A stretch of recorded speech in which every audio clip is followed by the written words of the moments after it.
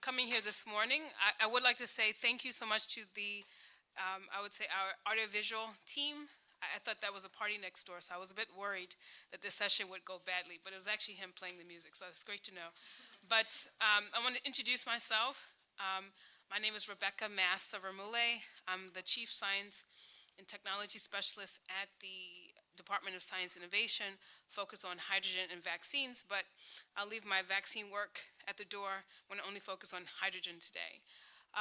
Today's session at the South African Green Hydrogen Summit, or the Green Hydrogen Summit South Africa, is really to talk about Africa green hydrogen innovations. So, globally, there's a lot of hype about what's going on around new projects coming in the fore. There's a lot of projects in the pipeline. But what people really don't understand is that if we move towards low carbon or low or clean hydrogen, there's still innovation work that needs to happen to make things, actually to work in industry. We know that we have different grades of hydrogen, gray versus green. And if we don't bring the cost of green hydrogen down to gray or at parity, you're not going to have the adoption. But also, even in terms of moving hydrogen from a gas to an energy vector, as we call it, you really need innovation to move it to where it needs to be, but also the use of it for in-use. So in the use of hydrogen in boats, in cars, heavy-duty vehicles, and so forth. So today's panel that we have here is really to communicate to you what we're doing in South Africa, but also give you a bit of a global context. So I'm going to introduce the panel by name, but really allow them to tell you who they are. I mean, you probably know quite some of these people because I know them because probably I'm within the hydrogen fraternity, but you may not know them, and they'll give you their background. So I think in terms of my handover, so I'm going to first hand over to Ms. Famita Smith from Anglo American. So you have 2 minutes to say who you are and what your organization is.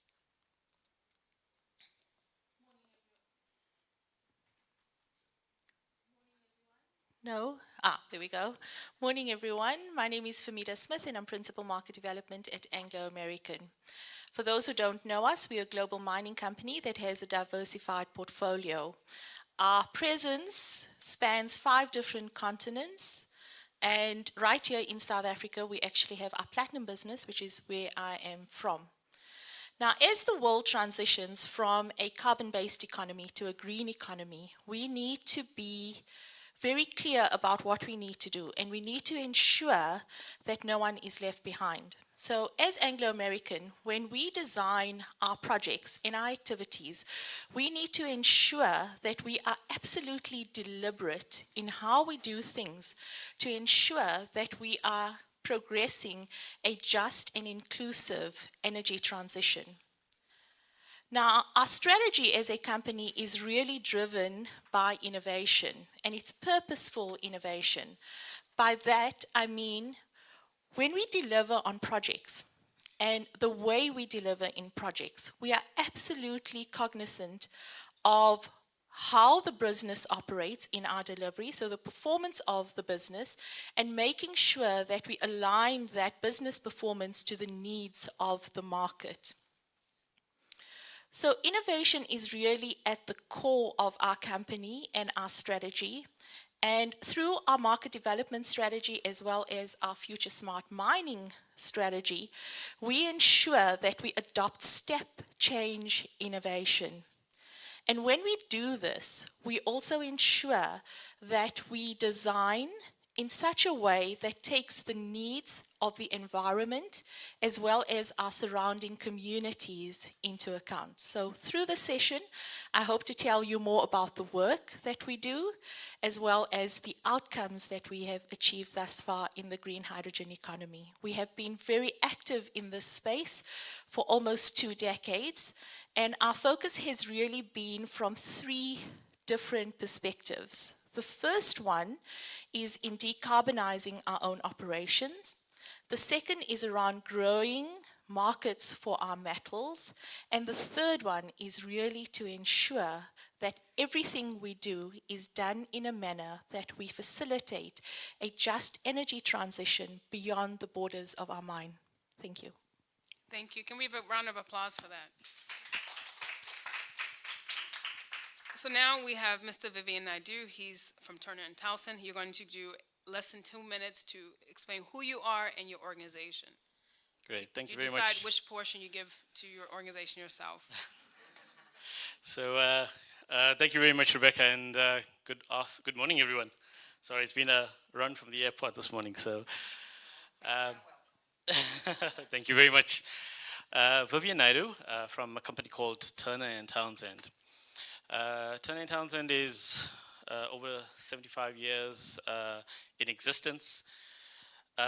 It's headquartered in London. It was founded in a small town called Leeds. And there's an interesting story that we'll unpack later on, because Leeds is part of Northeast England. And part of the current fourth industrial revolution, or the next industrial revolution, the green industrial revolution, is locating itself in Northeast England, where counties like the Tees Valley Combined Authority is looking to use clean energy, decarbonization, hydrogen, to emancipate the economic challenges that the area is having, not dissimilar to South Africa. So our business, across the world, we have 116 odd offices, 46 countries, are helping different governments, different state agencies in terms of how are we looking at innovative ways to approach this nascent industry that's fast moving, that we need to get on track very quickly in order to secure the supply chains, in order to get our time to market, and to try and get the cost competitive that we need to as South Africa. Thank you very much. Thank you so much. So our next distinguished guest is Dr. Vinay Somera from Iceland's Precious Metals. Thanks, Rebecca. I'm not bright enough to be a doctor, by the way, so. Honorary, yeah. I'll take that. So, I'm Vinay Somera. I'm CEO of Iceland Precious Metals. Before that, I was a group executive at Implats, and that's where the roots of the journey we are in hydrogen was implanted. We are looking at long-term strategies for PGM demand, and hydrogen started to play an increasingly important role in that. Set up a lot of business plans for Implats at that stage, and then translated that into my new role, which is a startup company called Isondo, where we actually executing or in the execution phase on several projects in the hydrogen space. The main one being the manufacturing of platinum-based catalysts and membrane electrode assemblies for fuel cells and electrolyzers, and associated with that the associated recycling and refining processes to recover these metals. The second and very interesting project we have also is access to 7 tons of hydrogen per day in the Johannesburg area, and that forms the basis of a project to roll out hydrogen refueling stations and fuel cell buses and trucks within the greater Johannesburg area, hopefully as part of an integrated hydrogen highway within South Africa. So that's Isondo. Thank you very much. No, thank you so much. Round of applause.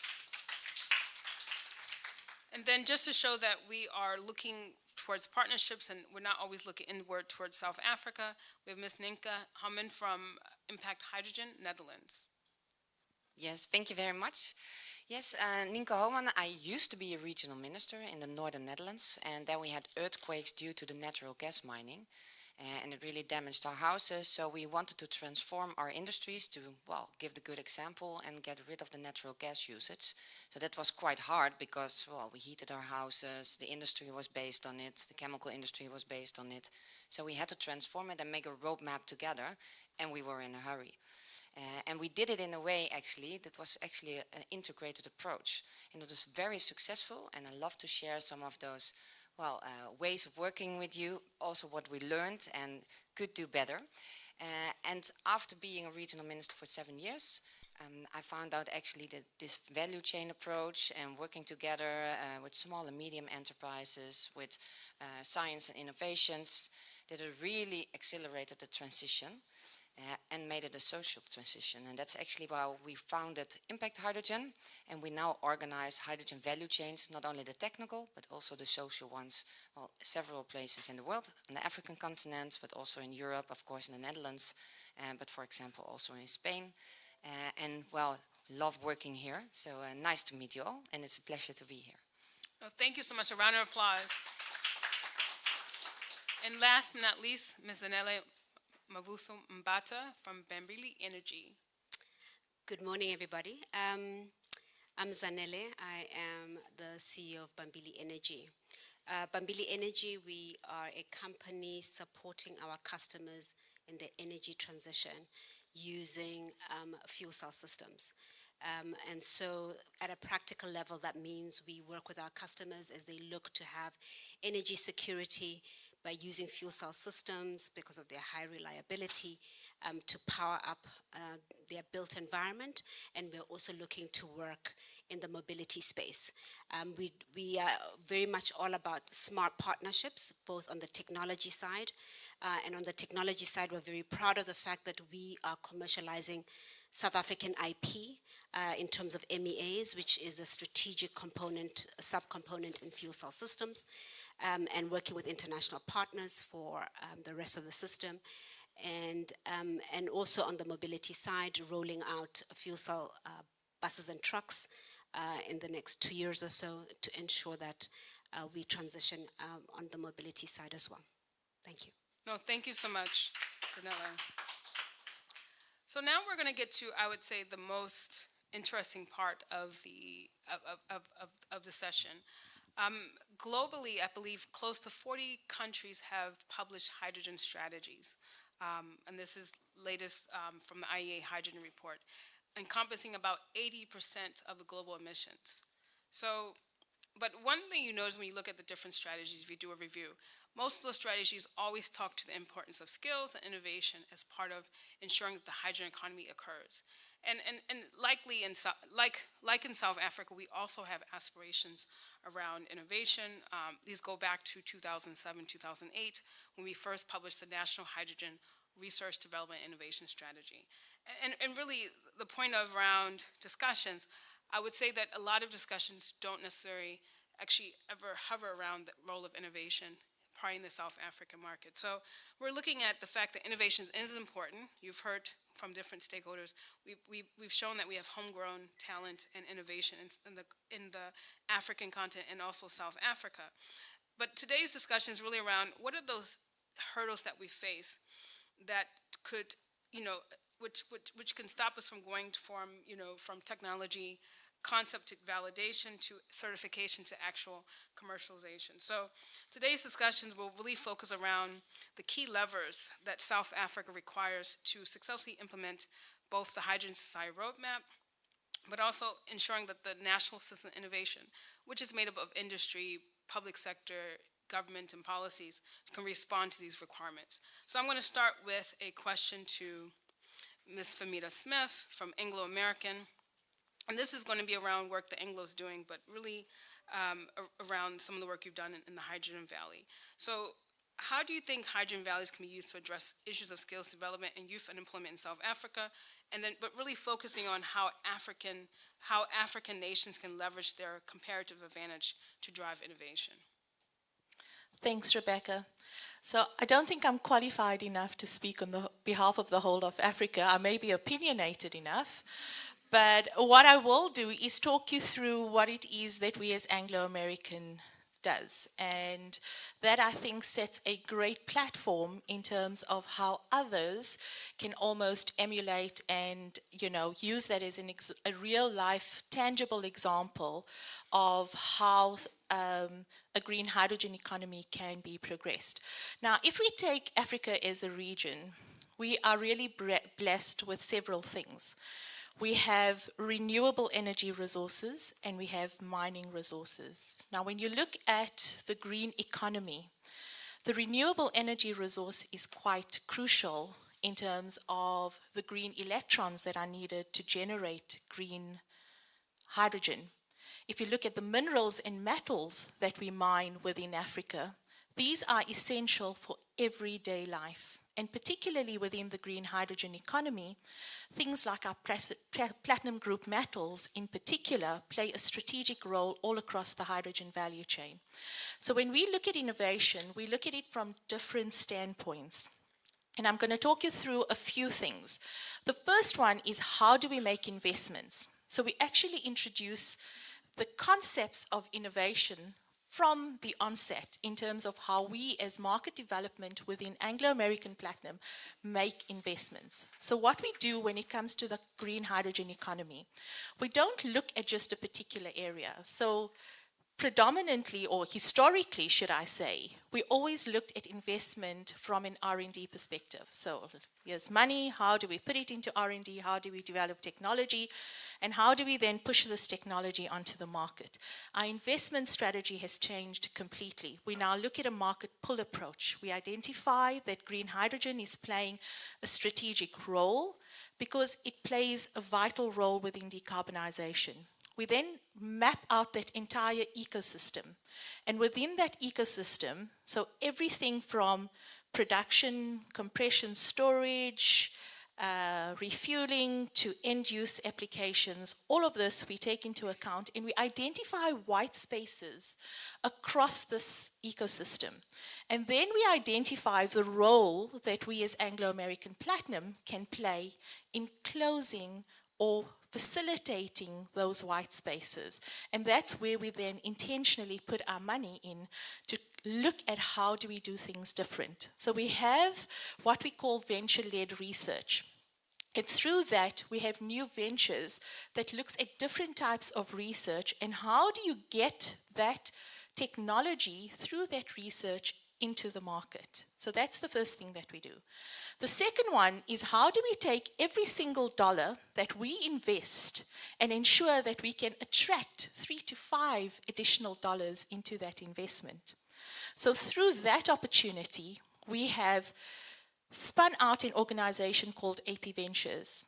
It is a PGM-focused fund, and that fund, 80% of that fund is focused on driving the hydrogen economy. So the money that we've invested as a cornerstone investor, together with the Public Investment Corporation, has now attracted dollars from everywhere else. So we have, for example, Implats, Mitsubishi Corporation, the Toyota Foundation, all of these invest into AP Ventures. So that investment, how does it then attract further investment? The third and most important area is commercial collaboration. And that's really, how do we partner with like-minded individuals that want to achieve the same thing? So we all are not competing. We're not going to get the hydrogen economy to be sustainable if we try to do this alone. How do we partner in an innovative way that drives technological innovation but allows for commercial deployment and sustainability? And through our commercial collaborations, we have several projects that have come out. The first one is our zero-emission haulage solution. So together with First Mode, we have created the world's first hydrogen mining haul truck that was successfully demonstrated in our launch last year. And we continue to do work in the background in terms of getting that technology to commercialization. The second area is our relationship with the Department of Science and Innovation, Bambili Energy, as well as Anji, in developing the first hydrogen valley right here in South Africa.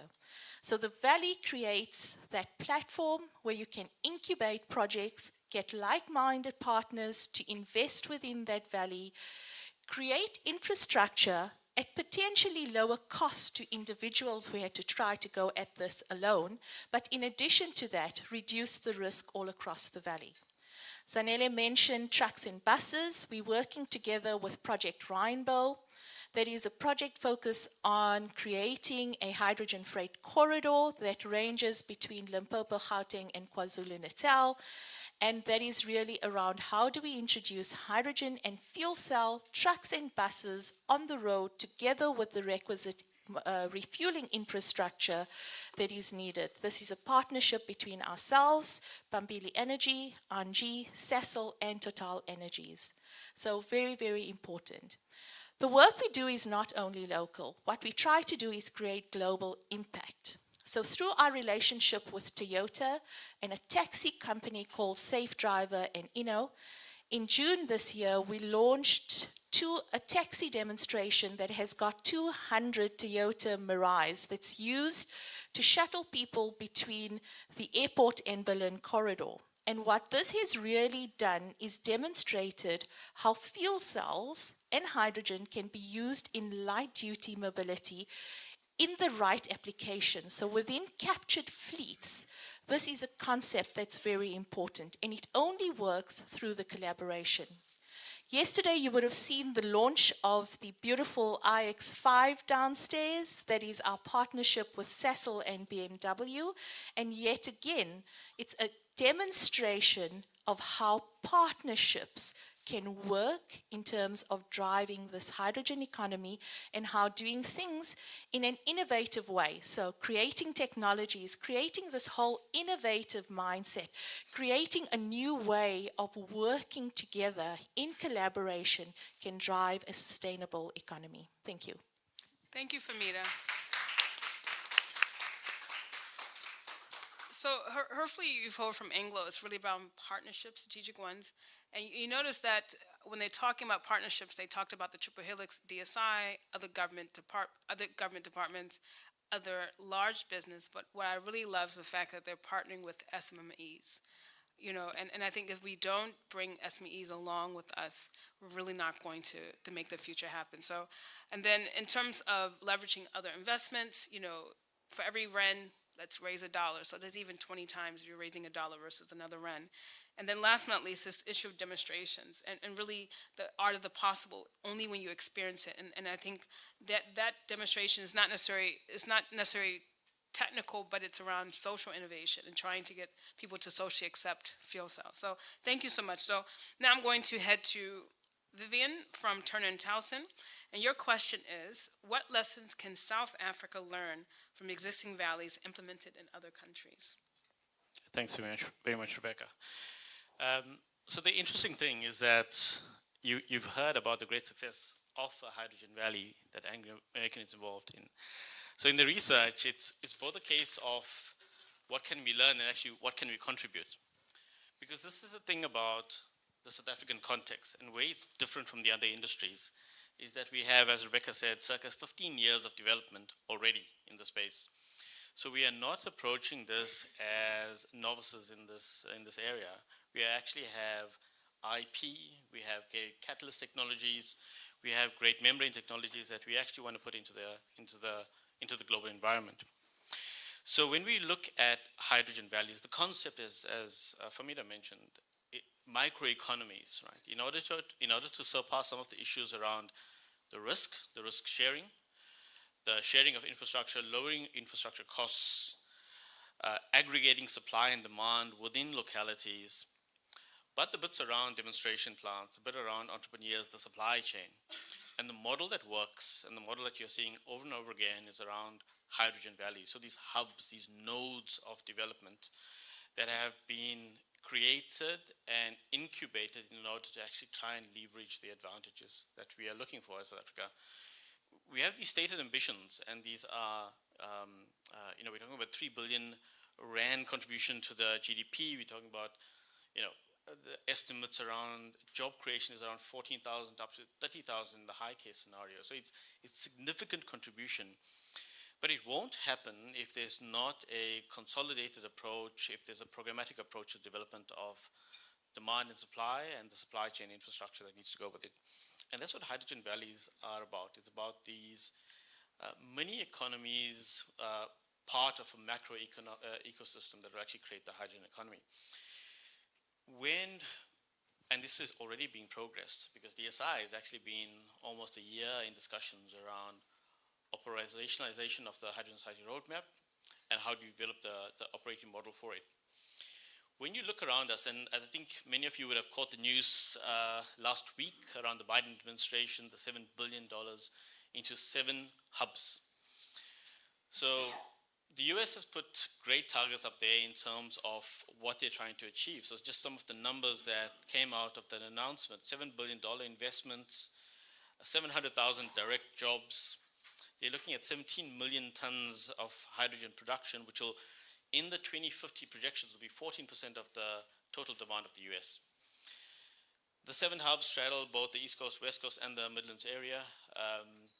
And each one of them is about a circa R1 billion of federal contribution that will go into the investments. What they have done is importantly linked it to what they call Job 40. That 40% of the investments in South Africa, in the US, sorry, just as 40% of the federal investments will go into local job creation, local economic development. So they've taken that view from a policy perspective, from a government perspective, from a strategic direction perspective, and they've tied that intrinsically with a hydrogen roadmap that the US has created. Following that, you would have seen the announcements around the Inflation Reduction Act. The tax incentives alone are creating a bridging that parity between the gray and the green, which is phenomenal, because this is what's going to break the back. Either you're going to have economies who are willing to do this and incentivize the gap, or you're going to be a lag in the entire process. So the US has created a significant competitive advantage, and they're using the fiscal might to incubate and to fast track that economy. Now, the difference we would say that is in the South African space, we are actually talking about fiscal constraint right now. Treasury has already introduced cuts into this year's budget. So while there's principles that are applicable in terms of the incentivization models, we have to find different ways to apply that. Another interesting hydrogen valley and hub development has happened in the UK. Again, similar. It's what has paved way for the hydrogen investment roadmap and the hydrogen strategy has been linked up to the leveling up agenda in the UK. So many of us think of UK just in terms of Southeast and London and the high economy activities that are happening around that area in the UK. But as DSI did quite a few knowledge shares with the UK, there are multiple areas in the Northeast, in the West, that have similar issues around joblessness, industries that have not caught up, skills transfer that have not caught up with local industries. I spoke about Teesside. Teesside is such a great example because they were part of the industrial revolution focused around fuels, dirty fuels. And that was on the back of what built up the area and provided great economic growth for the UK. That area in Northeast England has, over the past 10, 15 years, seen significant amount of investment moving out of the region. Anglo-American actually is still part of that in Woodsmith. So while there were diminishing job opportunities, economic growth, you had all the social evils that actually we talk about in the SA context. So the UK has used nodes of development, hydrogen hubs, linked up to national strategies to say, as a leveling up agenda, how do we use the investment into cleaner energies, cleaner productions to emancipate that economies that have been left behind. So they have now reprioritized their budgets. We would have seen announcements around increasing budget allocation to Wales, to Northeast, to Scotland, to the areas that are needing that investment on the back of green hydrogen and low carbon hydrogen and the opportunities that it's providing. So intrinsically, we are linking country strategy to sector strategy, and we are closing the gaps from what are making these investments initiatives feasible. Another great example is actually in Australia. So very similar in terms of what Australia has looked. 1 minute. 1 minute? Yeah. Sorry. So maybe as a parting shot, Mission Innovation is a great platform around what's happening across 30-odd countries, 30-odd countries in terms of hydrogen valleys. And they published their latest stats in terms of what are the probably the major factors, 50% of respondents said that these were the major factors in terms of inhibiting the hydrogen economy. They spoke about business model, they spoke about the funding, they spoke about partnerships, they spoke about collaboration. And the one that I want to really comment on, because you've heard about partnerships, you've heard about collaboration, and I think you'll hear a lot more of that, and you've seen examples of that today, is the operating model. Government is ready. Over the past 6 to 12 months, there's been vast amounts of works around the operating model. The operating model that government is putting together, sponsored and through the stewardship of DSI, is around what is the value proposition that government will offer. How do we bring together different elements of government? How do we provide a consistent view in terms of policy, in terms of regulatory environment, in terms of the financing mechanisms, the financing models, in terms of the incentives, in terms of partnerships and collaboration that we need. Government has already structured this. So if you're not talking to the likes of DSI around the operating model for the hydrogen economy, you may be losing out. So that's just the parting shot that South Africa is already addressing the prime reason in terms of the hydrogen upside. You'll have people will ask you. We have time for Q&A later on. I'm quite sure people are going to ask you. But just You're inspired. I think just the points of that, you look at the Justice 40 program in the U.S., 40% of all investment will go towards disadvantaged areas.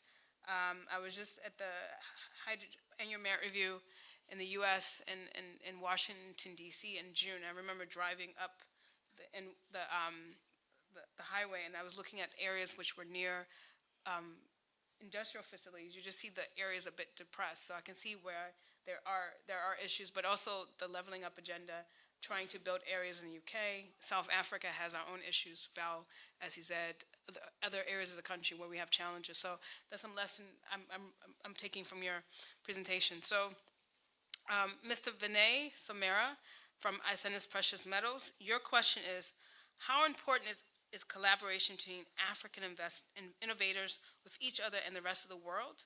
And how can this collaboration be used to accelerate knowledge generation and innovation on the continent? Thanks, Rebecca. I must say, doctor had a better ring to it, so I've got something to aspire to. To me, international collaboration to achieve what we want to achieve is really a no-brainer. Especially within the South African context. And this context really is, it's a truism that South Africa has some of the best sun, wind, and 80% of the world's PGM resources. It's almost the magic trifecta that unlocks the green hydrogen industry. The real question or the real challenge is how do we ensure that we don't merely export our resources now in the form of green hydrogen, and how do we maximize fully down the value chain? And that really is what we need to address via projects in South Africa. It's the ground level industrialization that helps unlock the full potential and helps unlock the skilled employment creation potential in South Africa.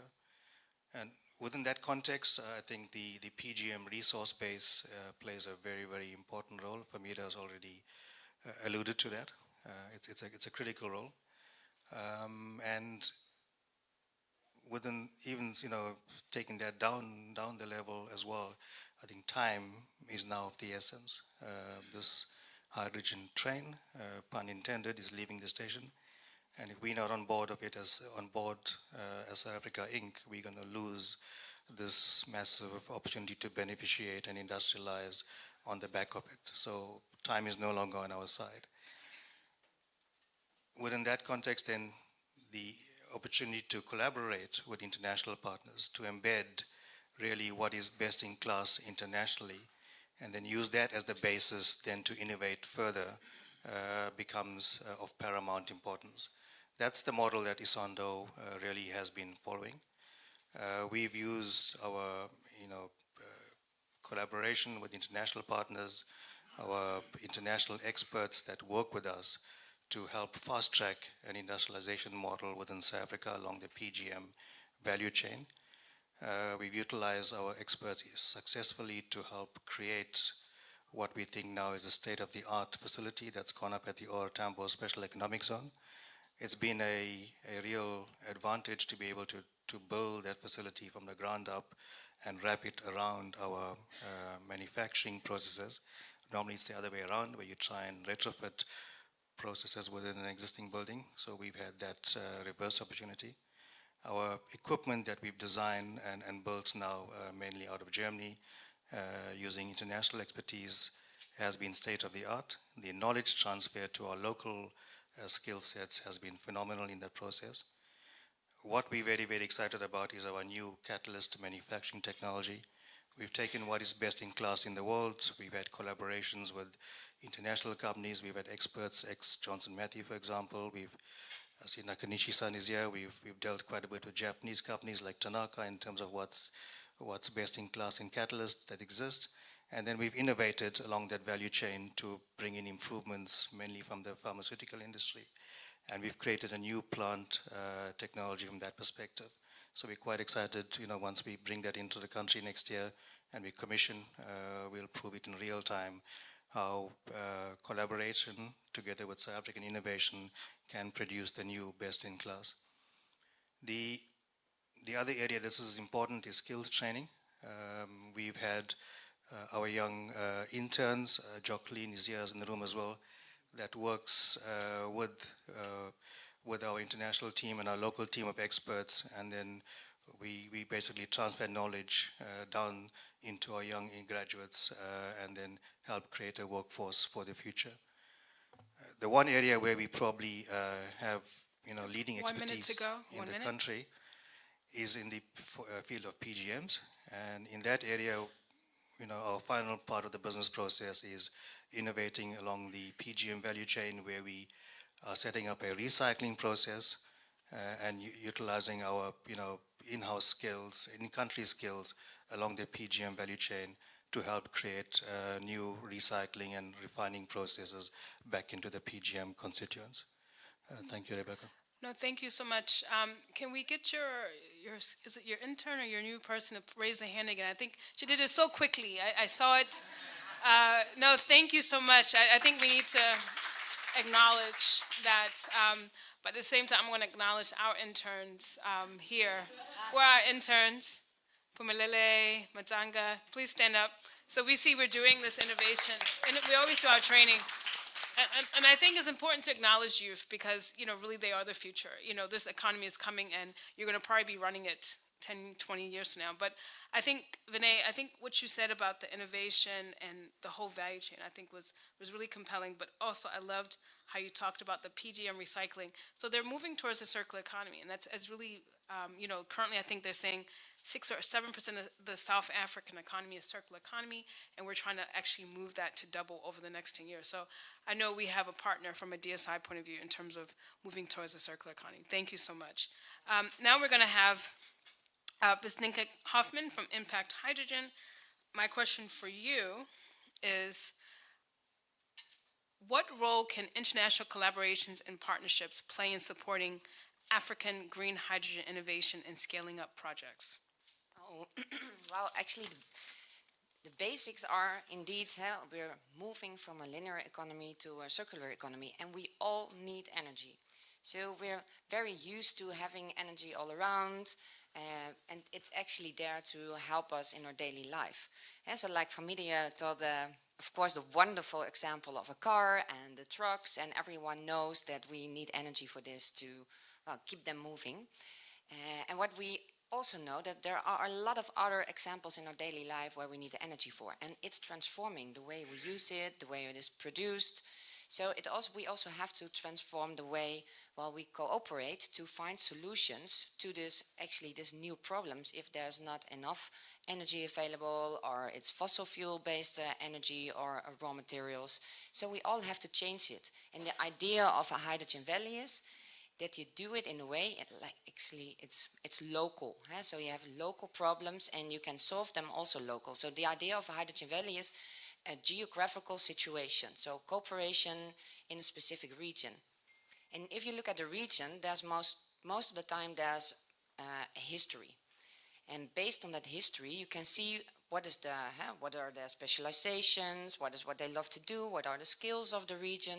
So you can also, well, look at from another perspective, the needs of a region, the characteristics of a region. Like in our region, it was natural gas and chemical industry. So we're really looking, we have to solve this problem.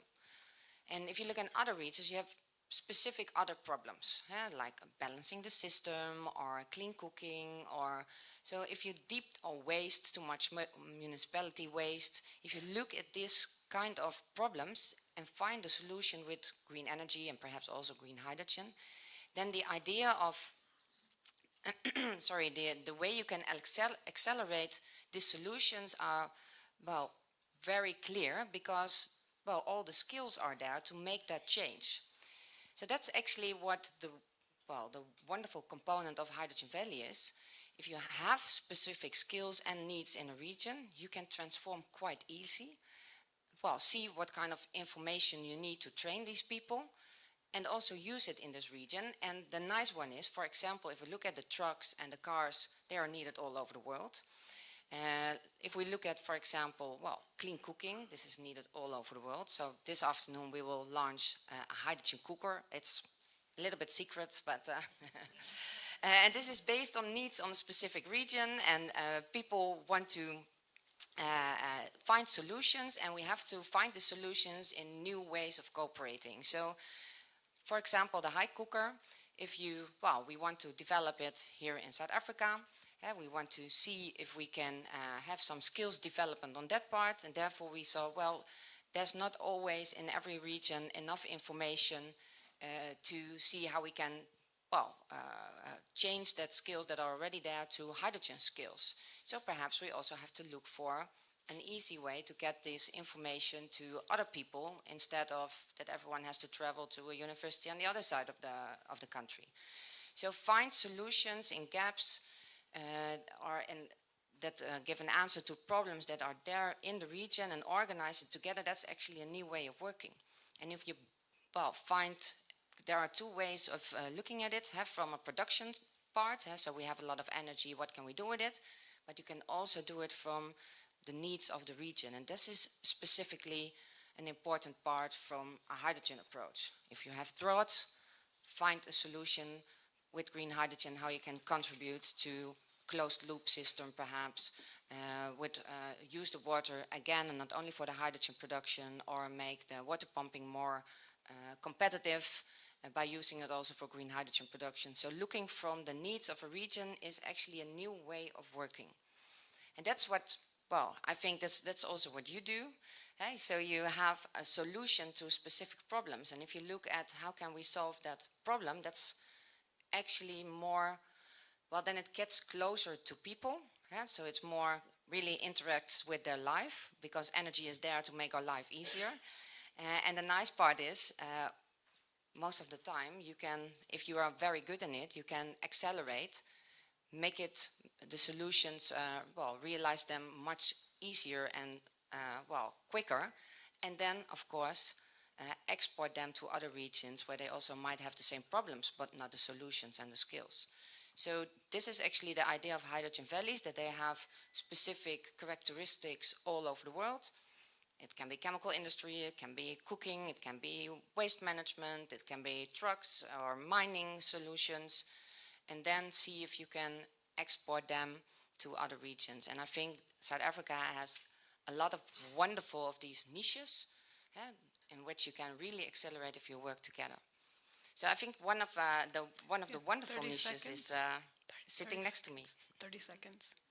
That's it. Okay, okay. I actually wanted to make a switch to Bambili. Okay, no, thank you so much, Ninka, for that. I'm still 30 of your seconds. I think what you said was very profound around looking at your problems and how to solve them. So you have the skills, you have the need already there, so you're probably more likely to move towards that direction, but also like about exporting your solutions to other regions that don't have the skills but have the same needs. So I think that's what I really took from it. And sorry, I'm gonna, you were gonna say something wonderful about Bambili, so I didn't mind that. So if you had told me before I'd cut you off, I would have let you go. But I'm going to now go to Zanele from Bambili, and your question is really around South Africa's aspiration. So, South Africa has an aspiration to move towards greener transport. I mean, we had a green transport strategy which was released a few years back, and I see Bopang Kutsani, who's the project manager on that, actually in the back row from the Department of Transport. So, how are fuels? So, this is a great opportunity to speak to the decision maker and policy maker. How are fuel cells used to support the move towards a green transport strategy? And focus on that part of the room where you see Bopang. Thank you, Rebecca. So I think it's important for us to move from looking at a macro picture to how do we actually make it real? How do we actually action our aspirations and our plans? So linking back to what Famida said earlier around the Project Rainbow, which is all about how do we make sure that we get fuel cell buses and trucks onto South African roads. Famida is smiling because I think she still recalls just before COVID when I went to go and talk to her about our ideas as Bambili to make sure we open up the market of fuel cell mobility, heavy duty fuel cell mobility, because we see that as a market. And the one differentiator as a startup or as an SMME, as Rebecca was saying, is that when we can't be in the business of continuously demonstrating, right? So demonstrations are very important, but we've got to quickly segue to making sure that there's a business case. There's an actual market that is created. And so for Bambili, I believe our superpower is a realization that as a startup, what you need to do is that you need to stand on the shoulder of giants in order to create the market. And that is only through partnership and collaboration. So I'm about to take you down a rabbit hole in terms of, how do you go from wanting to get these trucks and buses on the road to trying to actually make it happen? And we decided that the first important thing is that as we look to create this market, that we don't start off with a demonstration. We actually start off with having a product that customers can buy. Going to the marketplace and saying to fleet operators, would you consider diversifying your fleet to include fuel cell trucks or fuel cell buses? And for us as Bambili to do that, we also recognize that it's about economies of scale, right? This technology is expensive, as we all know. And so how do you make it affordable? How do you make it a frictionless purchase for our customers to adopt this new technology? And so then if it is about economies of scale, it is really about this collaboration that we have. And with Anglo American together, we started to build this consortium, which then includes Sasol and includes Angie and Total. Thank you, Famida. And so when Famida and I had this grand vision and plan, we thought, 12 months will be done. Well, far from the 12 months. The 12 months has come and gone. And many times.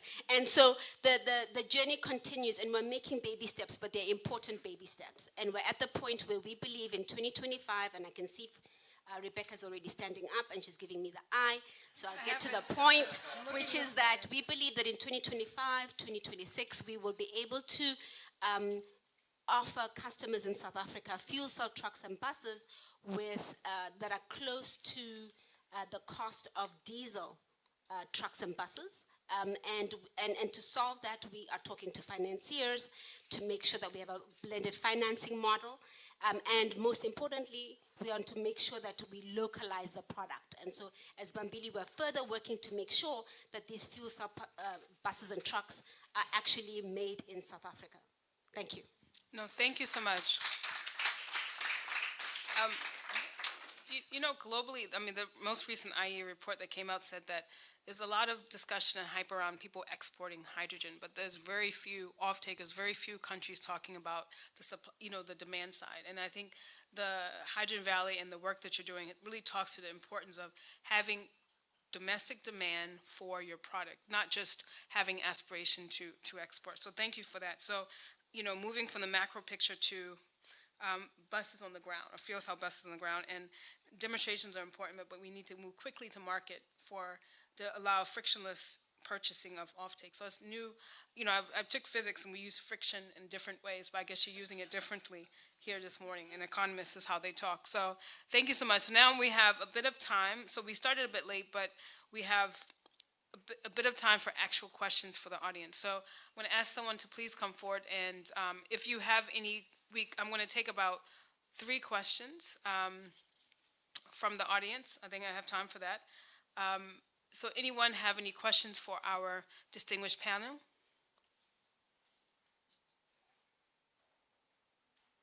Okay.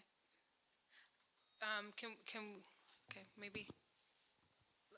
I'll share my mic because they'll be responding. Can do without the mic, thank you. I don't want to be too loud. Thank you, panel. I think it was very informative.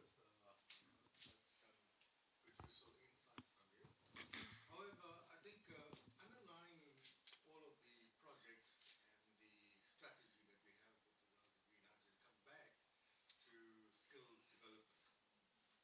Now, what I see every individual, every different entity has this plan on developing the skills.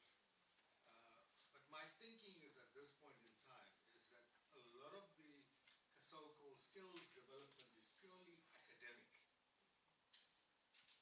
That's what I'm thinking. Maybe it might be my opinion.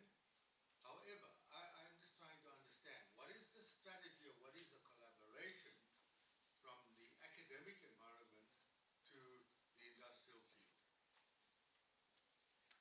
Is there a process? Is there a strategy? I think Zanele should be the one to comment on it because they're doing really brilliant work in terms of skills development, and then we can link it to some of the work that we do. So I'm going to give you first. Thanks.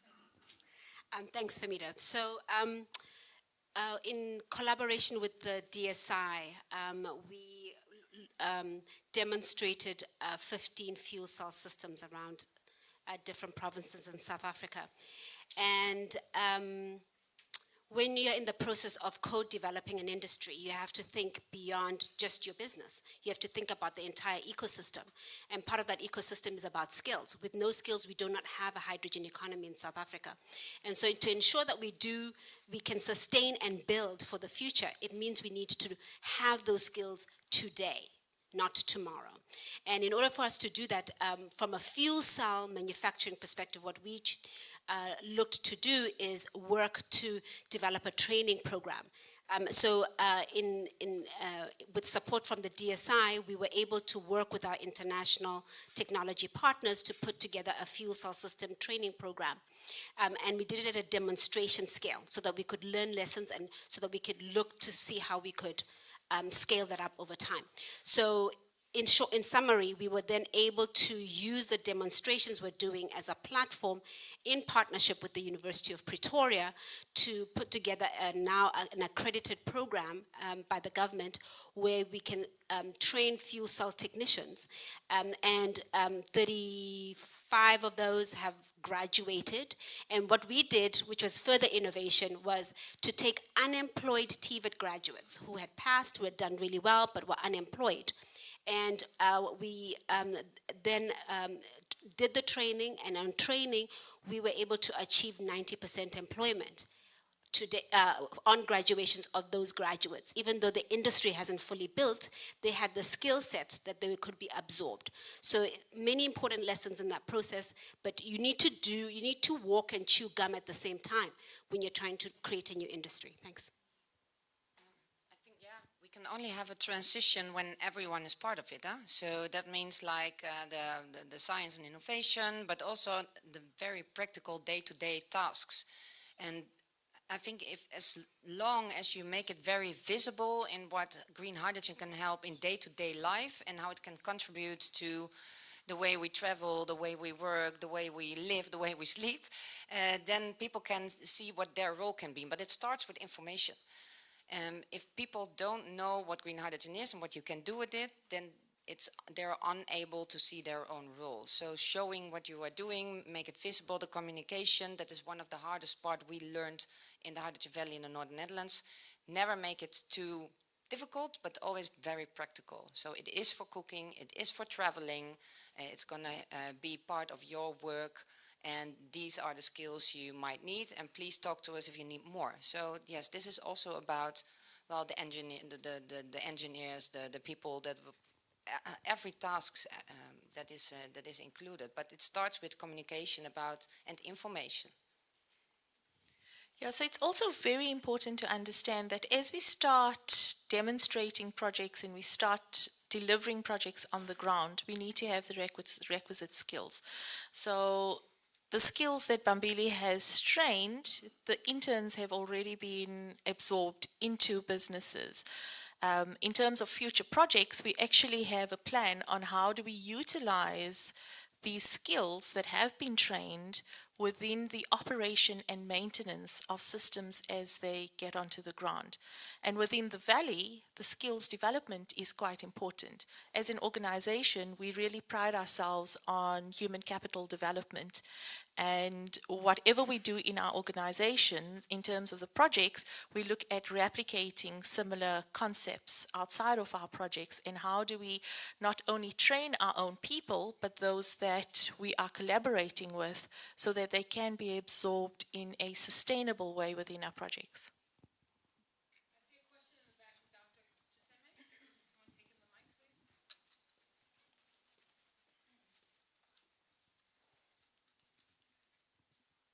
Thanks. Good morning, colleagues. My name is Cosmas Chiteme from the Department of Science and Innovation. Thanks a lot for your inputs.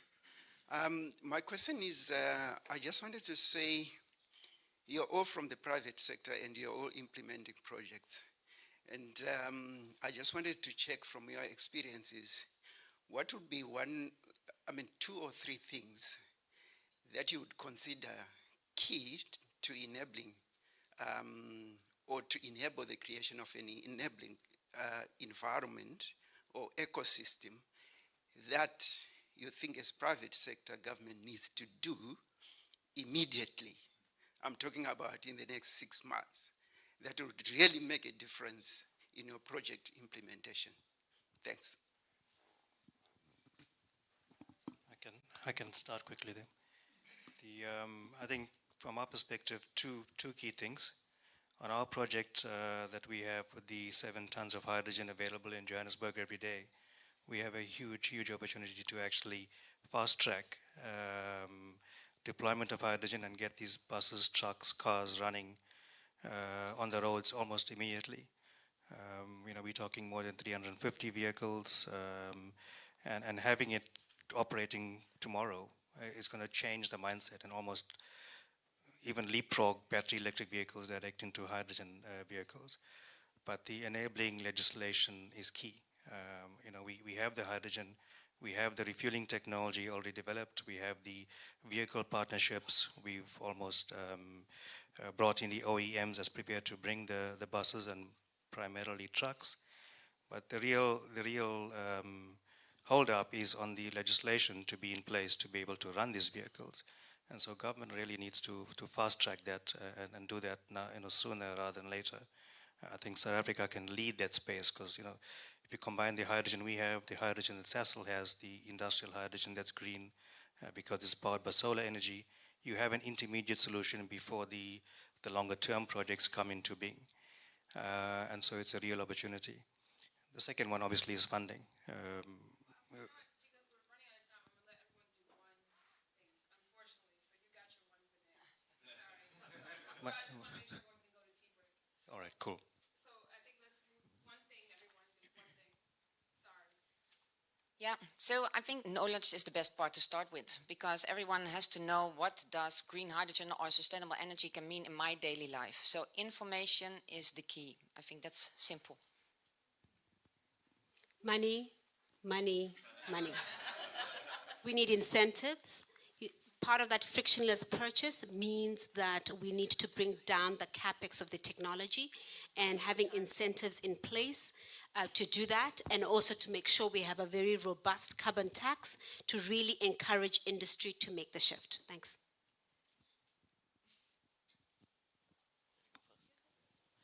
I think what links all of this is the intergovernmental coordination. I think we've got many ministries. We've got between DMRE, DSI, DTIC, and DEF needing to do many things.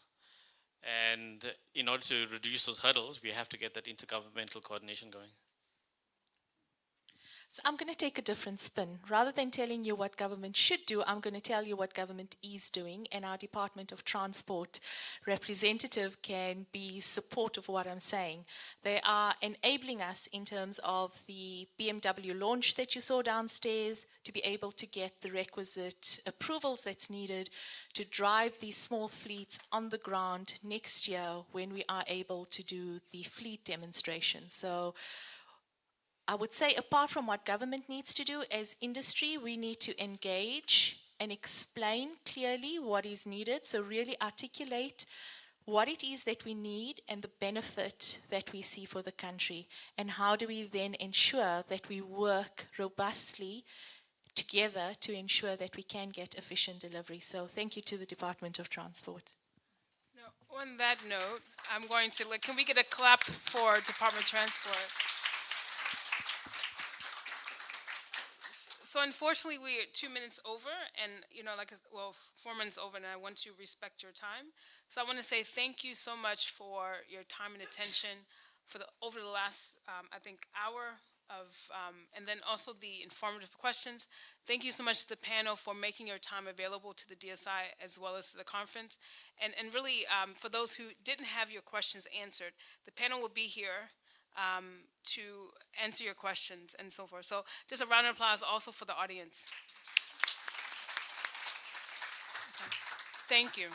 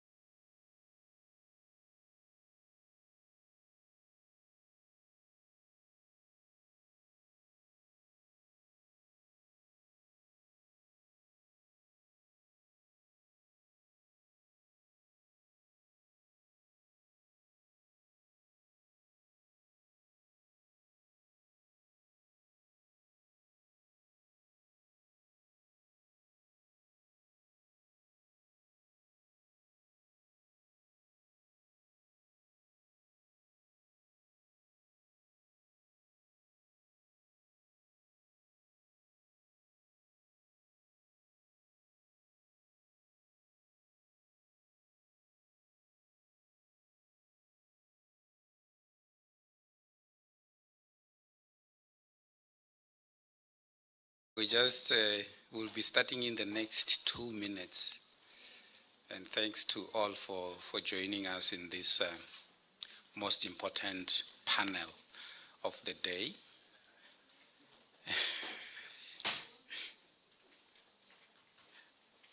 Okay, the doors have been closed, so I think we can start, and others will join us as we proceed. Thanks once more for joining us in this most important panel of the day. Like I indicated, small businesses in South Africa and across the globe employ the most people. But we normally don't consider them when it comes to various economies where they are playing a key role. My name is Samson Mampieli. I used to be associated too much with universities to an extent that they gave me a title of a professor. So when I was at university, they used to call me professor, and then when I left university, they said, well, you can go with the title. I'm currently working for the Department of Science and Innovation, but I'm stationed at the South African National Energy Development Institute. So I'm the head of the Department of Science and Innovation's Energy Secretariat at the South African National Energy Development Institute. The longest salutation you'll ever hear in this whole conference, but I like it and I love it. I've got panelists who will assist me to unpack this issue of SMMEs. And I'm going to give them 2 minutes each to introduce themselves. They've got long bios, I've got them here. So I decided, no, I'm not gonna read all these long bios. I'll just give them 2 minutes each to introduce themselves, starting in the far left, coming this direction. Thank you. Thanks, Prof. My name is Nick Allen, everybody. Nice to be here. I'm the managing partner of the Savant Venture Fund, which is part of the broader Savant Group, which has been working with hardware and deep tech startup businesses since 2004. We added the funding component in 2019, and over the last 4.5 years have invested Fund 1 into 23 early stage deep tech and hardware businesses, some of them in the energy space. Kicking off Fund 2, which is going to be focusing in the broader green economy. So there'll probably be more green energy opportunities in Fund 2, and hopefully a couple of hydrogen ones as well. Thank you. All right, thank you. Next to me. Good morning. My name is Dumi Khomo. I'm a mega project specialist and portfolio manager, and I have a passion, a deep love for complex technologies. I'm currently the CEO of EPCM Global Engineering, where we specialize in engineering consulting on first-of-a-kind technologies, providing specialized staffing for those kind of solutions. And really, our core focus is integrating all of these, the tech, the staff, into giving any client a competitive advantage. Thank you. All right, thank you. Sharon. Hello everyone, my name is Sharon Becker and I'm co-founder of Impact Hydrogen. Impact Hydrogen organizes Hydrogen Valleys, so we work with governments and companies involved in the organization of Hydrogen Valleys. Well, I'm sure you've all heard that term many times over the past 2 days. Our concept of the Hydrogen Valley that we work with is based on our experience with the Dutch Hydrogen Valley, which is already operational. But we've worked to adapt the model to fit with different, well, basically all regions in the world, but we have a specific focus on Africa. So we work also in South Africa and Namibia. We organize, or we advise on Hydrogen Valley development to make it fit with the region based on local opportunities and needs. So we also are working with the South African government, DSI, to help identify opportunities between the EU and South Africa. And we also work for, we advise for the Dutch government. I'm also part of the Dutch trade delegation that is here. we've identified opportunities for collaboration between the Netherlands and South Africa in green hydrogen. Thank you. Mark? Thank you, Prof. And thank you, Sharon. That's a tough act to follow. Very exciting stuff. I'm Mark Dunning. I work for an organization called the Research Institute for Innovation and Sustainability, which is far too long for a title, so we call ourselves REASE. And that is part of a broader group of companies called the ANZA Group. We have raising our first fund for early stage growth capital for clean technology innovation startups as one of our core focal areas. Nick very thankfully has been a huge helping hand in that. We also run the South African Innovation Summit every year, which is a platform that brings thousands of tech startups from the continent and provides a platform here to demonstrate their innovations, their technologies, their businesses, and does a bit of deal facilitation and investment support around that. But where I spend most of my time is in our consulting arm. And really that has a focus on building enabling innovation ecosystems. One of our favorite clients is the Freeport of Saldanha. We can't even call them a client because it's more of a true meaning of a partnership. And I'm glad my boss isn't in the room because that's actually my favorite part of our work. And what we run with them is the Saldanha Bay Innovation Campus, which is essentially a special program that helps to drive research and innovation outcomes in South Africa. Thank you. Malibo? Good morning, everybody. That's a tough act to follow. Let me start by saying it is such an honor and a privilege to be amongst the esteemed visionaries and pioneers that you guys see here before you. Yeah, it's been a great journey to be with these guys and getting to know them as well. My name is Malibo Yokwe. I am the head of business development and strategy of a startup company called Hydrofuel Solutions. We specialize in renewable energy technology developments, more specifically waste to energy technologies. Why waste to energy was because we tackle multifaceted an approach when it comes to the sustainable development goals. We speak directly to waste reduction. As we all know, the amount of waste is way too much, and obviously the conversion of that into energy. And yes, I look forward to being on this discussion panel. Let us make this session not just a dialogue, but a clarion for collaborative action, and so we can speak more and actually galvanize each other towards a greener future for all. Thank you. All right, Theo? Yeah, thank you so much. My name is Theo Neste. I am a senior consultant at GFA Consulting Group, which is based in Hamburg, Germany. We are involved in the hydrogen value chain. We conducted feasibility studies for projects, for export, for local demand. We develop strategies for industry, for net zero, ranging from any industries. We cover refineries, we cover fertilizer industries, we cover like steel and the others. And specifically here in South Africa, I am leading one team which is analyzing the value chain.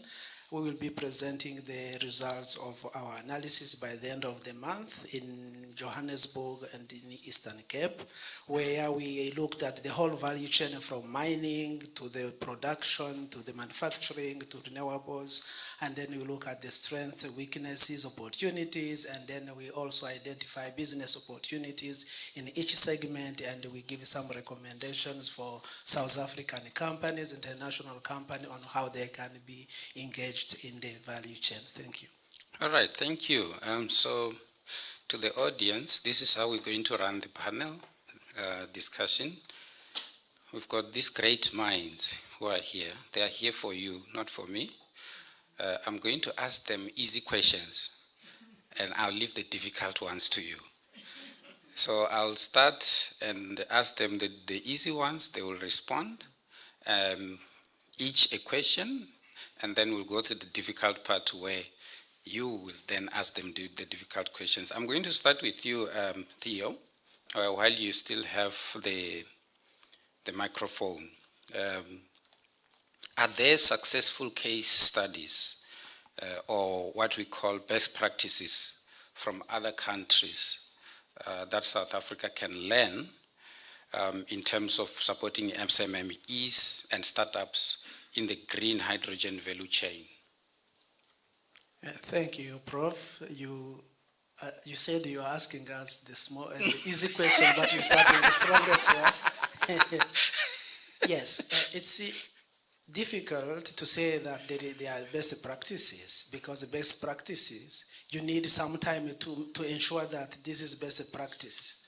But what we can say, there are examples for some other countries which we can say, okay, this example can be maybe replicated or can be just tailored to South African case. So the cases, they started long ago in supporting renewables. So they are, as all of us we know, hydrogen is new. So they are, and very few countries are trying to get in the space.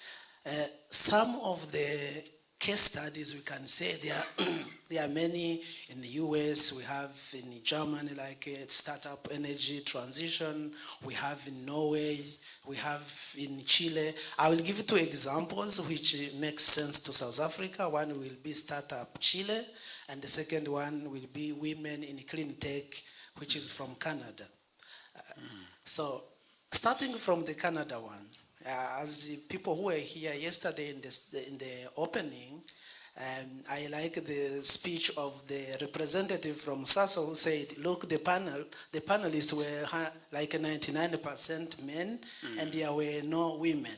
So that's what Canada started with, said, okay, how can we make sure that the women will be represented in this new business? So they started what they call Women in Clean Tech Challenge, where they support ideas for women who have ideas for renewables, for any clean tech, including hydrogen.